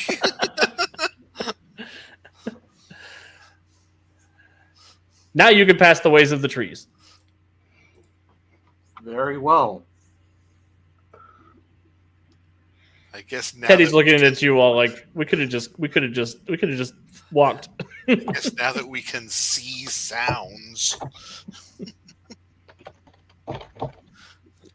Yeah, and actually, it is very much as you're looking at the roots of the tree all around you, you start to see, instead of just these are big growing pieces of wood, you can almost see the pathways through them. It's kind of hitting your mind as this glowing cascade of hallways and corridors, and all suffused with this very mystic light. There's a subtle thrum of voices, maybe speaking in a language you can't understand, but everything feels connected. It's the best trip of your lives. I don't know. I once drank so much Applejack I could smell time. The lantern is going to look at the priestess and say, "May I ask, what tree are these the roots of?" Yggdrasil. I suspected as much. And from here, the tree passes through all places. This whole place is Yggdrasil. She sort of gestures around. The last thing left over from the last universe that was destroyed. It keeps watch of this level the way, the way Powers does upstairs. Very well. Then our appreciation to Yggdrasil for being willing to allow us to pass. Anyone asks how I got these scars? They're from a knife bite, okay? Your secret is safe with us. And I guess we're traveling through the trees with the Squirrel Princess on the way to talk to the Norns. Yep, Suzette will walk you over to a branch. She'll put a paw on it, and the branch will open up, and you feel the sucking of almost like a pneumatic tube pulling you forward. And she'll jump in, and she'll shoot off away. And we'll follow. Yeah, I'm not playing the right character to make a "this is gonna suck" joke, so he'll just go on into the pneumatic tube. And each of you feels your body yanked into space-time, and you are shooting off into the roots of the world tree, seeing everything and anything all at once. As you're passing through this cascading dimension of leftover ideas and time and fragments. Everybody, give me a will resistance check. Oh no. Hey, there's a chicken. Hey, there's a fat kid falling into a tube near a river. What's going on here?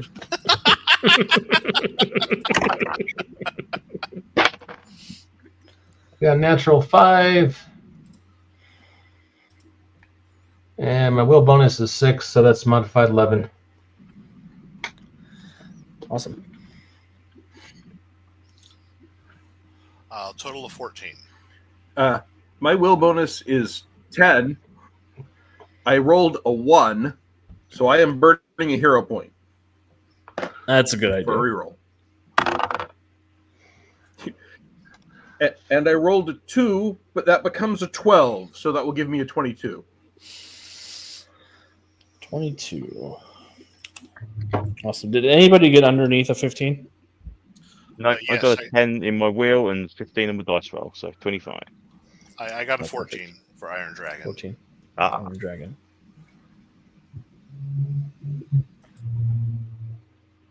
What So was your Iron total? Dragon, you are going to suffer a penalty from this. You're going to get an impaired for the next scene, which will just be -2 to your rolls until you can pass a will resistance check. But each of you catches a glimpse of a vision of a fear, a nightmare of yours that is sort of caught out of the periphery of your vision. Lantern, do you want to tell me what you see? Yeah, that lantern will see a neighborhood that he has been trying to keep watch over, overrun by the forces of wickedness and evil and depravity, and he has been unable to warn them or assist them. Awesome. Iron Dragon, what do you see? Much in the same manner, he probably sees the Chinatown neighborhood of Titan City ablaze as things from other worlds strike down upon his friends, family, and neighbors, and other horrific things just before the Infinity Knife gets rid of all of them. Oh dear, what is the Infinity Knife? Yes, we've all seen the Infinity Knife.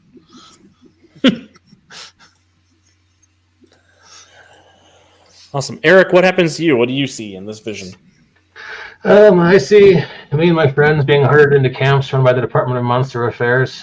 There's anti-monster sentiment peaks in the city, and we're all forced to either go into the camps or go into hiding to avoid being in the camps. Awesome. And Isabella, what is your vision of?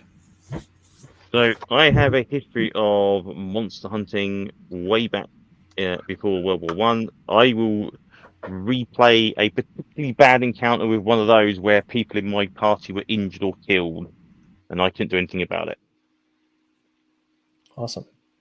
So each of you is sort of racked by this vision. Some of you impact it more significantly than others.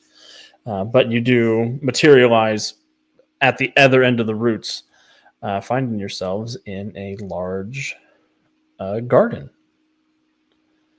You're at the base of this massive tree now, sort of fog rolling in, glowing runes and sigils.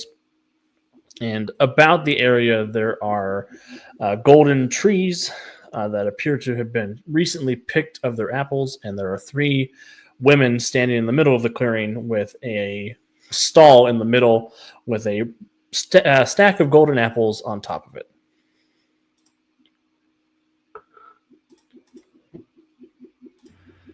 Let me grab your tokens from the other page. Tokens. I thought this was going to be a negotiation scene. What's going on? It could be. Just in case. Just in case.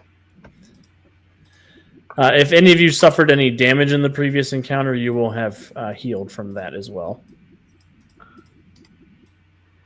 The one bruise. Yeah, the bruise will dissipate. Great. Iron Dragon, you're impaired, will last at least for a little bit. Not a problem.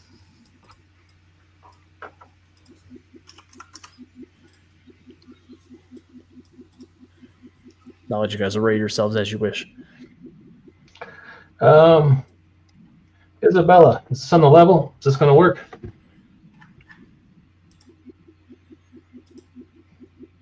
Maybe.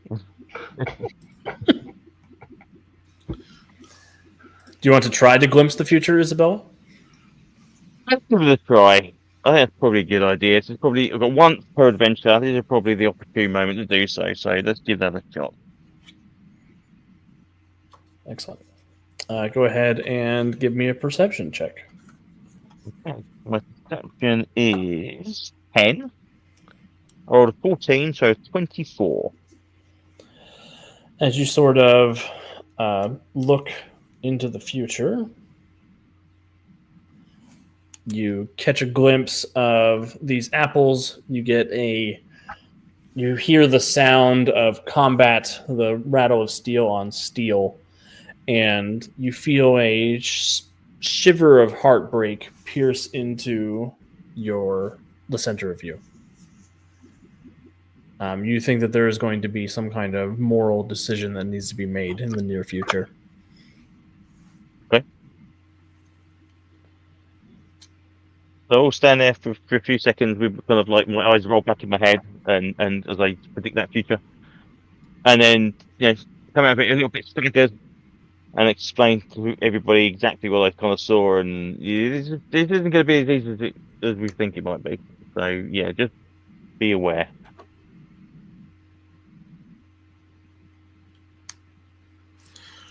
Teddy, don't borrow trouble. Start being polite. If we have to change tactics, it's easier to go from polite to something else. I'll follow your lead. He seems petulant about it, but you think he will follow the instruction. Suzette, will you please introduce us? Yeah, give me just a minute, Al. And you can tell she's sort of psyching herself up a little bit. Like, she also doesn't like talking to the Norns very much. And she'll skitter forward on all fours and come up to a sort of a standing position in front of them. Blessed women of the tree, I bring forth visitors from the world above, looking to parley about your apples. And the Norns will look towards the four of you. The oldest will step forward, and she'll say, "Please come forward. I have not had new visitors in our realm in quite some time. How is old Mr. Powers doing?" Isabel, you want to handle that, or should I? Yeah, he's fine. I'm a bit blown away, obviously, by meeting people with similar power sets to my own, obviously. So, I'm a little bit starstruck, effectively, by these three. And the lead one, Verowandy, will look at you. Yes, you do walk the paths of fate as we do. Tell us, what has your gift shown you of our discussion?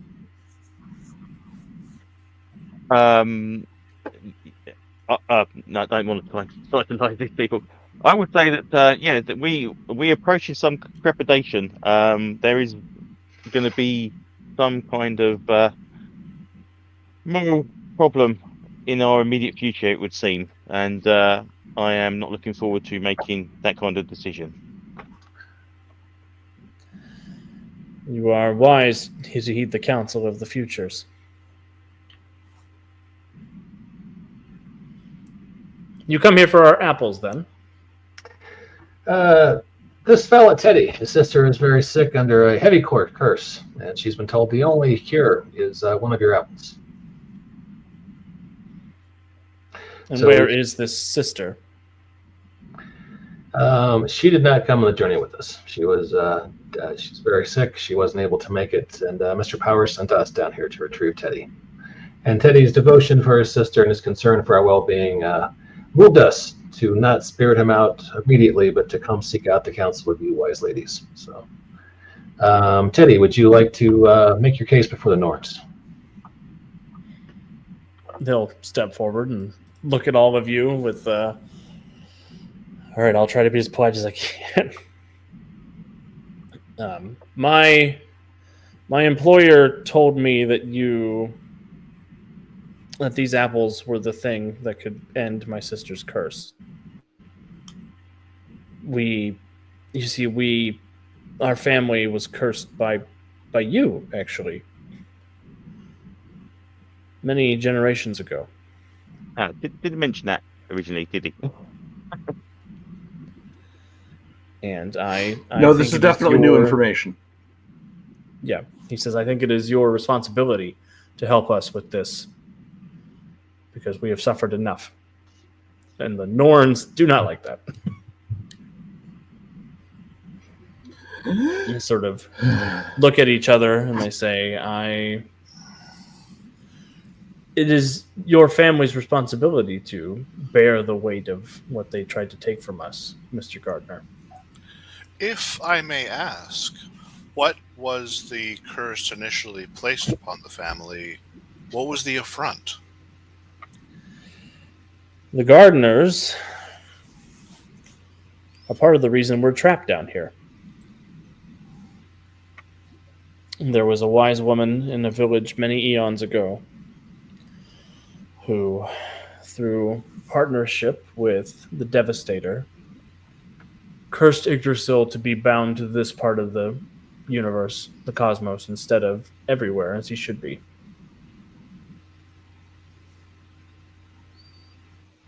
And they sort of narrow their eyes at Teddy. I and they say, understand that an injustice was done against.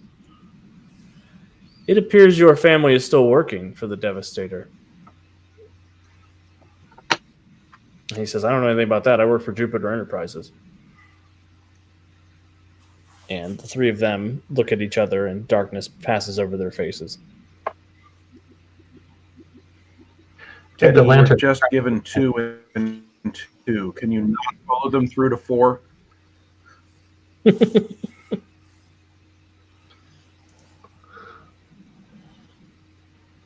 Ladies, I understand that you were the victim of an injustice from the progenitors of this man.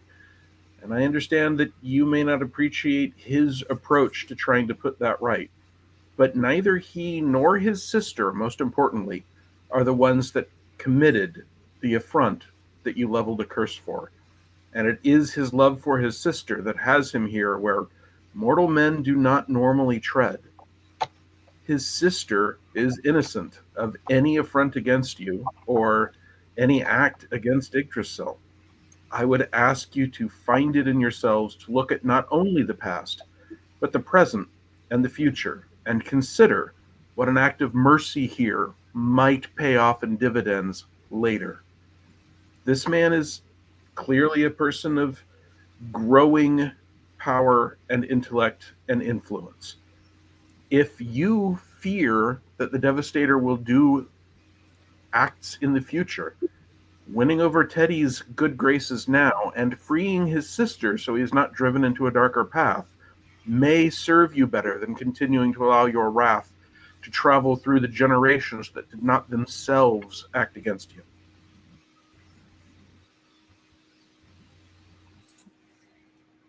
There is wisdom in your words. He who lights the way. What say the rest of you?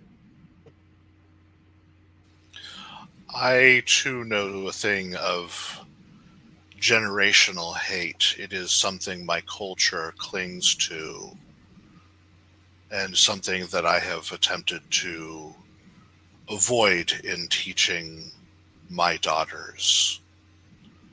I would hope that as ones as long-lived as yourselves could see that the future generations are not to blame for the deeds of their predecessors. What their ancestors have done should not be held accountable to them. And indeed, by levying this curse upon the family makes them bitter, so that they may want to enact their own vengeance upon those who brought this upon them. By lifting this curse, it heals them, and more importantly, I believe it will heal you. Because then work can begin to free you from this place. Work can begin to free Yggdrasil. Think of the deeds this mortal man has done. He has broken the barriers in order, with this science that he has, in order to get to you. Imagine what he could do if he applied such skill and knowledge to healing what was done.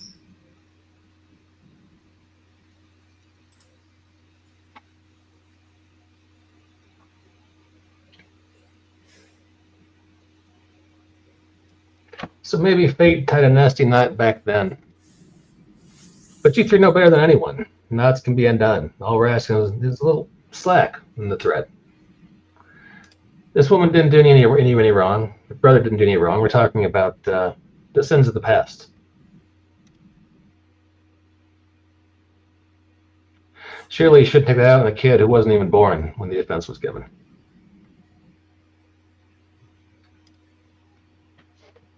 And I just fixed them a meaningful, smoldering stare with my baby blue eyes, and hope it, works as well as it worked in the Spider Woman.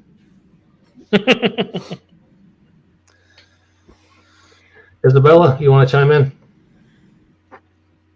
I will just say to her, say to him, this is your chance to stop this cycle of destruction and damage caused between you and the at least this one follower of the Devastator. So I would say the opportunity to do that would be a very good one. The three of them look at each other and they look at Teddy. They look at the four of you and they look at Suzette, who's scurrying out of the way because she doesn't want any part of whatever's about to happen. And they look back to Yggdrasil, and the world around you thrums with intonation. There is a vibrating resonance in the ground, and the three of them look to the tree, they look to each other, and they look back at you. Yggdrasil says we may part with one of these apples. And Virawandi will grab one of the golden apples off the cart and she'll hand it to Teddy. And she'll look to all of you and say, this apple, it is capable of doing what you've requested, but it does come with a cost. The way the apples heal, you must cut it in half, and the afflicted person eats half, the other person, somebody else has to eat the other half, and the illness will be transferred to them. What's this curse exactly? Oh, it's a curse of consumption. It devours the entity who has it until they are no more. It's a long, wasting illness.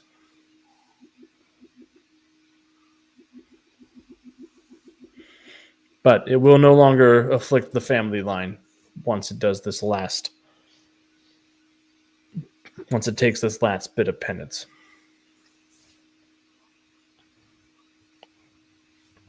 Teddy will look at the apple and he'll look at all of you and he'll nod with the finality of a man marching to the gallows.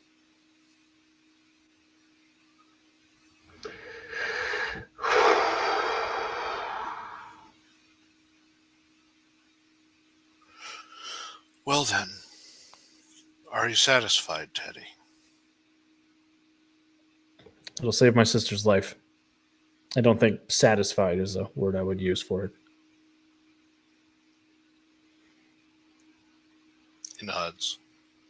Thank you, ladies, for your generosity.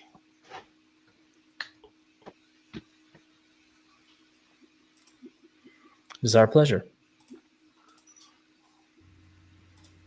And please tell Mr. Powers he is more than welcome to come visit us if he wishes.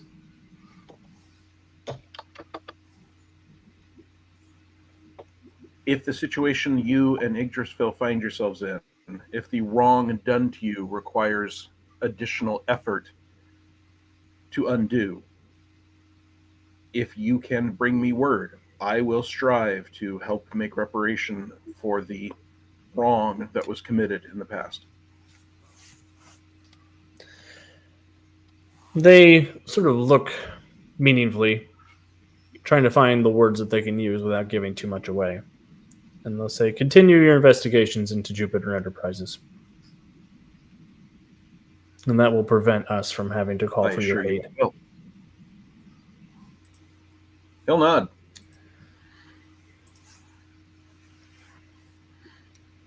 And then he's going to make one of those this way gestures to indicate that Teddy should leave before he does something stupid. I'll leave. Suzette will scurry over. Thanks, ladies. Is it okay if I get these guys out of here? Please, by all means, take them away from here. And Suzette will open another tube up for you guys and shoot you back down to the staircase. And she'll point you in the direction back to the club. Alrighty. Okay.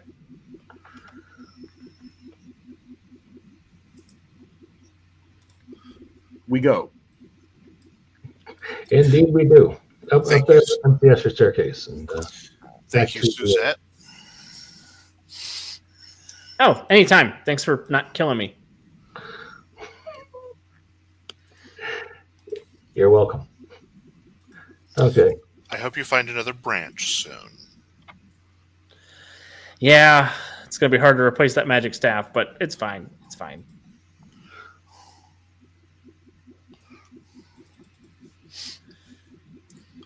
Well, my apologies, but you did hit us with lightning. Just like a little bit. She's not wrong. So we head back into Club Tartarus and speak with Mr. Powers. Tell him what happened. Yeah, you guys Yeah. are free to head back upstairs. Yep. Okay. So I get in the back office. I assume we all go to the back office, or I tell Mr. Powers everyone's there, and he comes out to the bar to do the denouement debriefing. Yeah, he'll meet you guys. He'll meet you guys up at the bar with Lauren. He's been doing his best to keep an eye on her and entertain her. Mike, did you say denouement? Is that wrong? I was trying to be fancy. Okay. Correct me, sir. Correct me. Yeah. Have I erred? Did I make a faux pas or a fox pass, as they say back in India? Yeah, what you did was make a fox pass, and I'm pretty sure you know that. Okay. Not a fox past. It was all a big facade. The final part of a play, movie, or narrative in which the strands of the plot are drawn together and matters are explained or resolved. Is that not where we are now, sir? Yeah, but read how it's pronounced. Oh, you're kidding me. The new one, isn't it? It is one of those words that if you've only read it, you don't Yep. know. Oh, good Hey, lord. I only know it from Clark originally, so there you go. This is actually something that I complain about a lot of modern movies not having. No denouement. That's how you say it? I literally have never heard that said out before. I always thought It is denouement. Jacob is correct.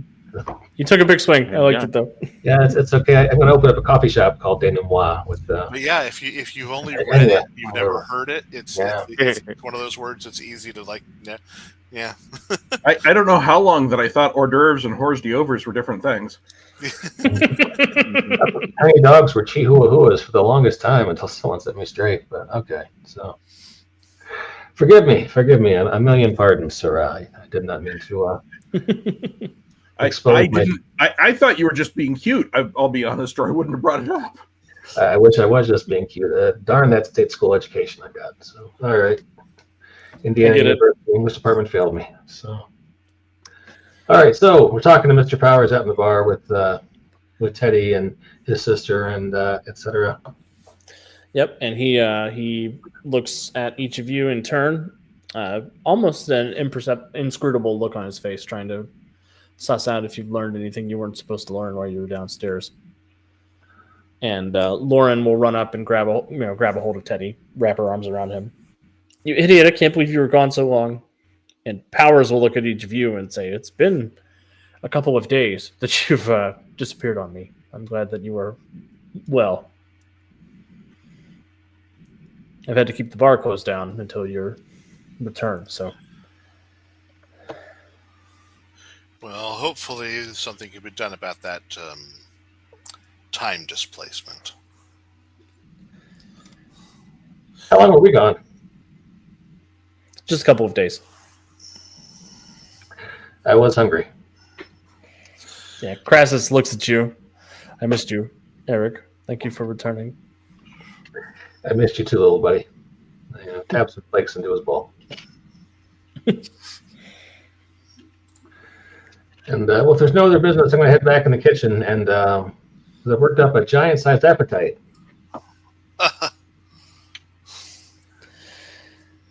And Teddy will hold the apple in front of Lauren. And Mr. Powers will sort of look at the apple with almost awe. You've never seen that expression on his face before. If I may Yeah. ask, Teddy, who do you intend to give the other half? I'm just going to take it on myself. Oh, okay. Whoa. Hold on. Just a second. Now, this is completely against my approach to things, because maybe we can find some way of getting outside of this kind of thread of fate. Can we not feed this some kind of animal or bug and have it eat the apple on the other end? Did it have to be a person? I don't believe that was ever mentioned. I don't believe it is ever mentioned, no.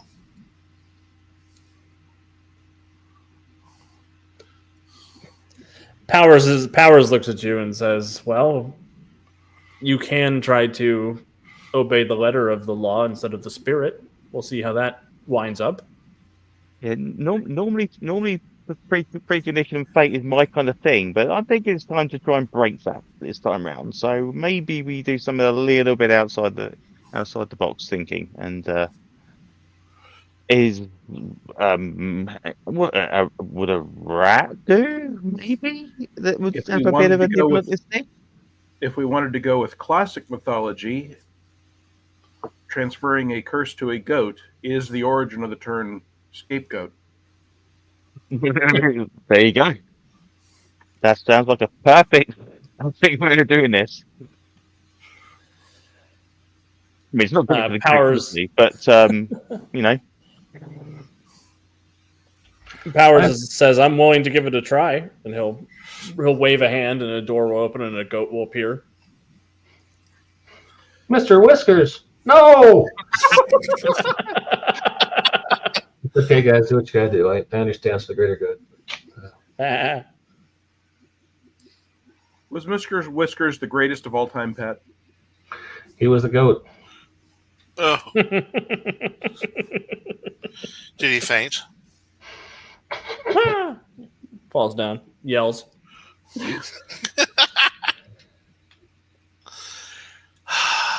And Teddy will look, and he says, "Are you sure this is going to work the way that you think it's going to work? I don't think we're going to get another one of these apples."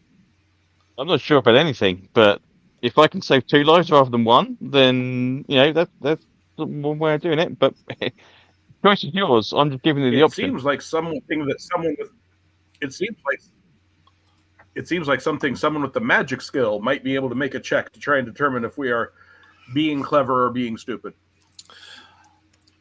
Sounds fair to me. I'll I'm happy. Oh, wow. That's a natural 20. Okay. So that's a 33. You Unless suspect I'm that it still- will work. Unless I'm still impaired.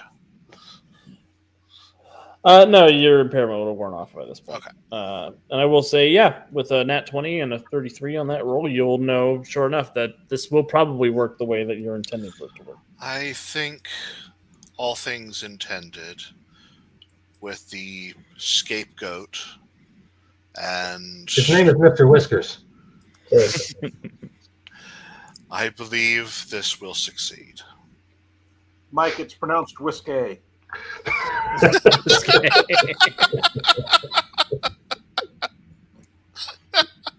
Oh, if I give you a hero point, I would. Oren. That's still And Mr. Whiskers will eat one half of the apple, and Lauren will eat the other half. And sure enough, the gold fills the room as this coil of dark energy erupts out of Lauren and slams into Mr. Whiskers, who looks befuddled and faints. little buddy. Okay. Let's make sure the goat lives a comfortable life, short though. Agreed. That's what I was just about to say. Yeah, let's make sure this thing gets its best time. Only the Best best oat of from life. now on, little buddy. All the bondo it can eat. You don't understand. Goats love bondo. And Mr. Powers will look at Mr. Whiskers and wave him out of here. Say, we'll make sure Mr. Whiskers has a good life.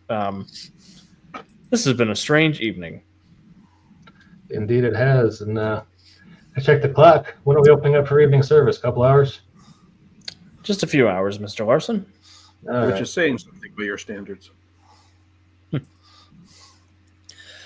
And the gardeners, for what it's worth, please understand that you are banned from ever returning to my premises. You are more than welcome to pursue your own interests in the city, but I will not have you sneaking around in here again. All right. My wife just got home and they are needing help with the groceries, so I need to go out and do that. So I will be back in just a moment, okay? Cool. Okay.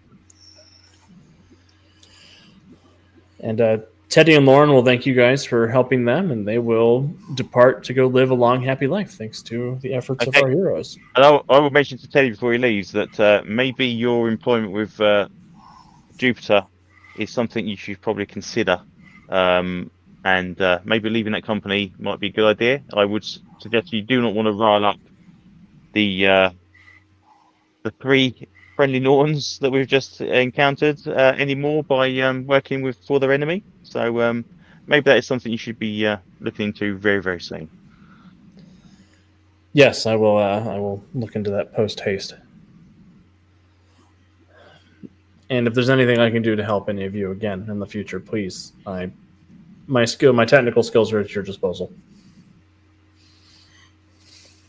I will sure also those see to it that his sister gets a business card that just has a single phone number on it with a symbol of the double lanterns behind it. Should you have need of me in the future.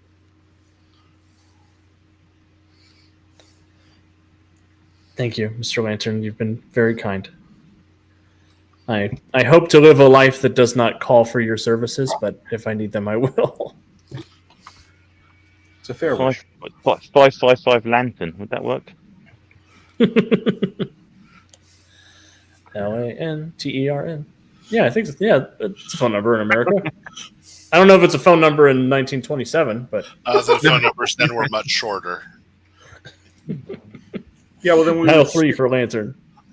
we'd skip the 555 and it'd just be just type in lantern and hardly a secret phone number really at that point, but Just a villain trying it on their Points first for- attempt. yeah, I've got my own switchboard operator. So Nice. You've reached the Lantern. He's not in right now. How can we light your day? press 1 if the villain is coming by land. Press 2 if the villain is coming by sea.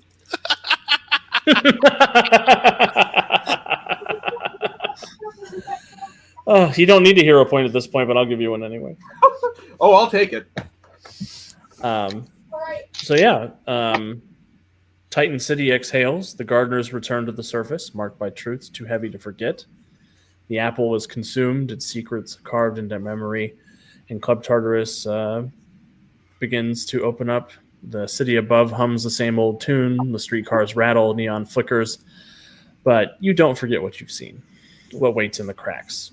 The story ends here in the smoke and the silence with the knowledge that for one night you walked into Tartarus and you made it back out. And that is the end of our story for today. That was a good time, Alex. Thank you very much, sir. Yeah, my absolute Thank pleasure. you. Very good, very good.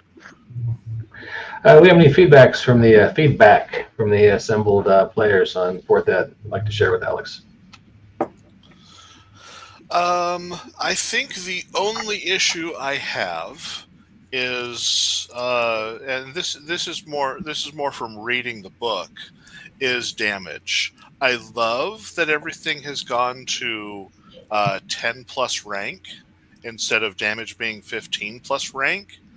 But then you've complicated the situation by saying, if you succeed by less than 5, you still take an injury or a wound, and that just means if I had succeeded by 15 plus rank, that I would was like. You see what I'm saying? Yeah. Yeah, the maths out so that it works like the old way, where if you make it by 5 more, you don't take any damage. Assuming you spent a point to get 1 benefit. One of those two things has to be non-standard or the math of the whole game doesn't work. Either it can't all be 10 plus rank, or regular success has to go ahead and have a wound. But honestly, from my point of view, since it looks like degrees of success and failure are more hard integrated into this system, I don't have an issue with it. I wanted to mention that I really liked that things like power attack were just normal combat maneuvers everyone could attempt now. I agree, because it used to be that you had to spend advantage to really make use of power attack and accurate attack, all that. The fact that it's been made into just general combat ability that anyone can do, love that. I also wanted to mention as feedback that when making the lantern, I found the fact that a lot of typical superhero stuff was already written up in equipment points, so I could just say, okay, I've got a heavy pistol, I've got a gas mask, I've got a flashlight, I've got a car. I can use the stats for the cop patrol car for it being a slightly tougher than usual hero car, Brown Beauty, named after Paul Revere's horse. All of that was super useful, and not only did it save me time, but having those baselines was very useful for me to go, this is a heavy pistol. Okay, I know how much damage a heavy pistol does. I don't have to try to figure out what is a reasonable baseline for that. And I would encourage you to add more of that, although I know space is always an issue. But just looking at the types of things heroes have, you had a lot of the classic tropes in there. I don't remember, for example, whether or not you had a camera in there, or microphone, or audio recorder. Those are just features. Okay, but I'm just saying, whatever it is, the ability to look down the equipment list and say, that's what I'm looking for, and then look it up was a big time saver, instead of having to read an entire chapter in order to find where the rules were for something. So, good job. More, please. I will make a note. Yeah. And I have a question about one of my powers as well. Sure. So, I've got a powerless complication where if I lose my amulet, I can no longer use my magical powers. In 3rd edition, that would have been a device that can be removed. Is that not a thing anymore, or is it just another way of building that power set? It is still a thing. I didn't build it that way because I didn't want your amulet to be something that's easily disarmed. Through a disarm action. I think it's more with magic users in this setting in particular, they're a lot more protective and they anchor their gems a lot more because they need it for their powers. But you could definitely build it as a removable device to try to save some points on it as well. Yeah, that's okay. So I haven't had a chance to look at the actual rules themselves yet. So when I saw that, I thought, well, that's interesting and different than what I would have built it for. But is that part of the way of doing things? But I can see, obviously with this one, it's more of a the complication would be more probably story based rather than just someone knocking it out of my chest and have it skitter across the floor kind of thing. Yeah.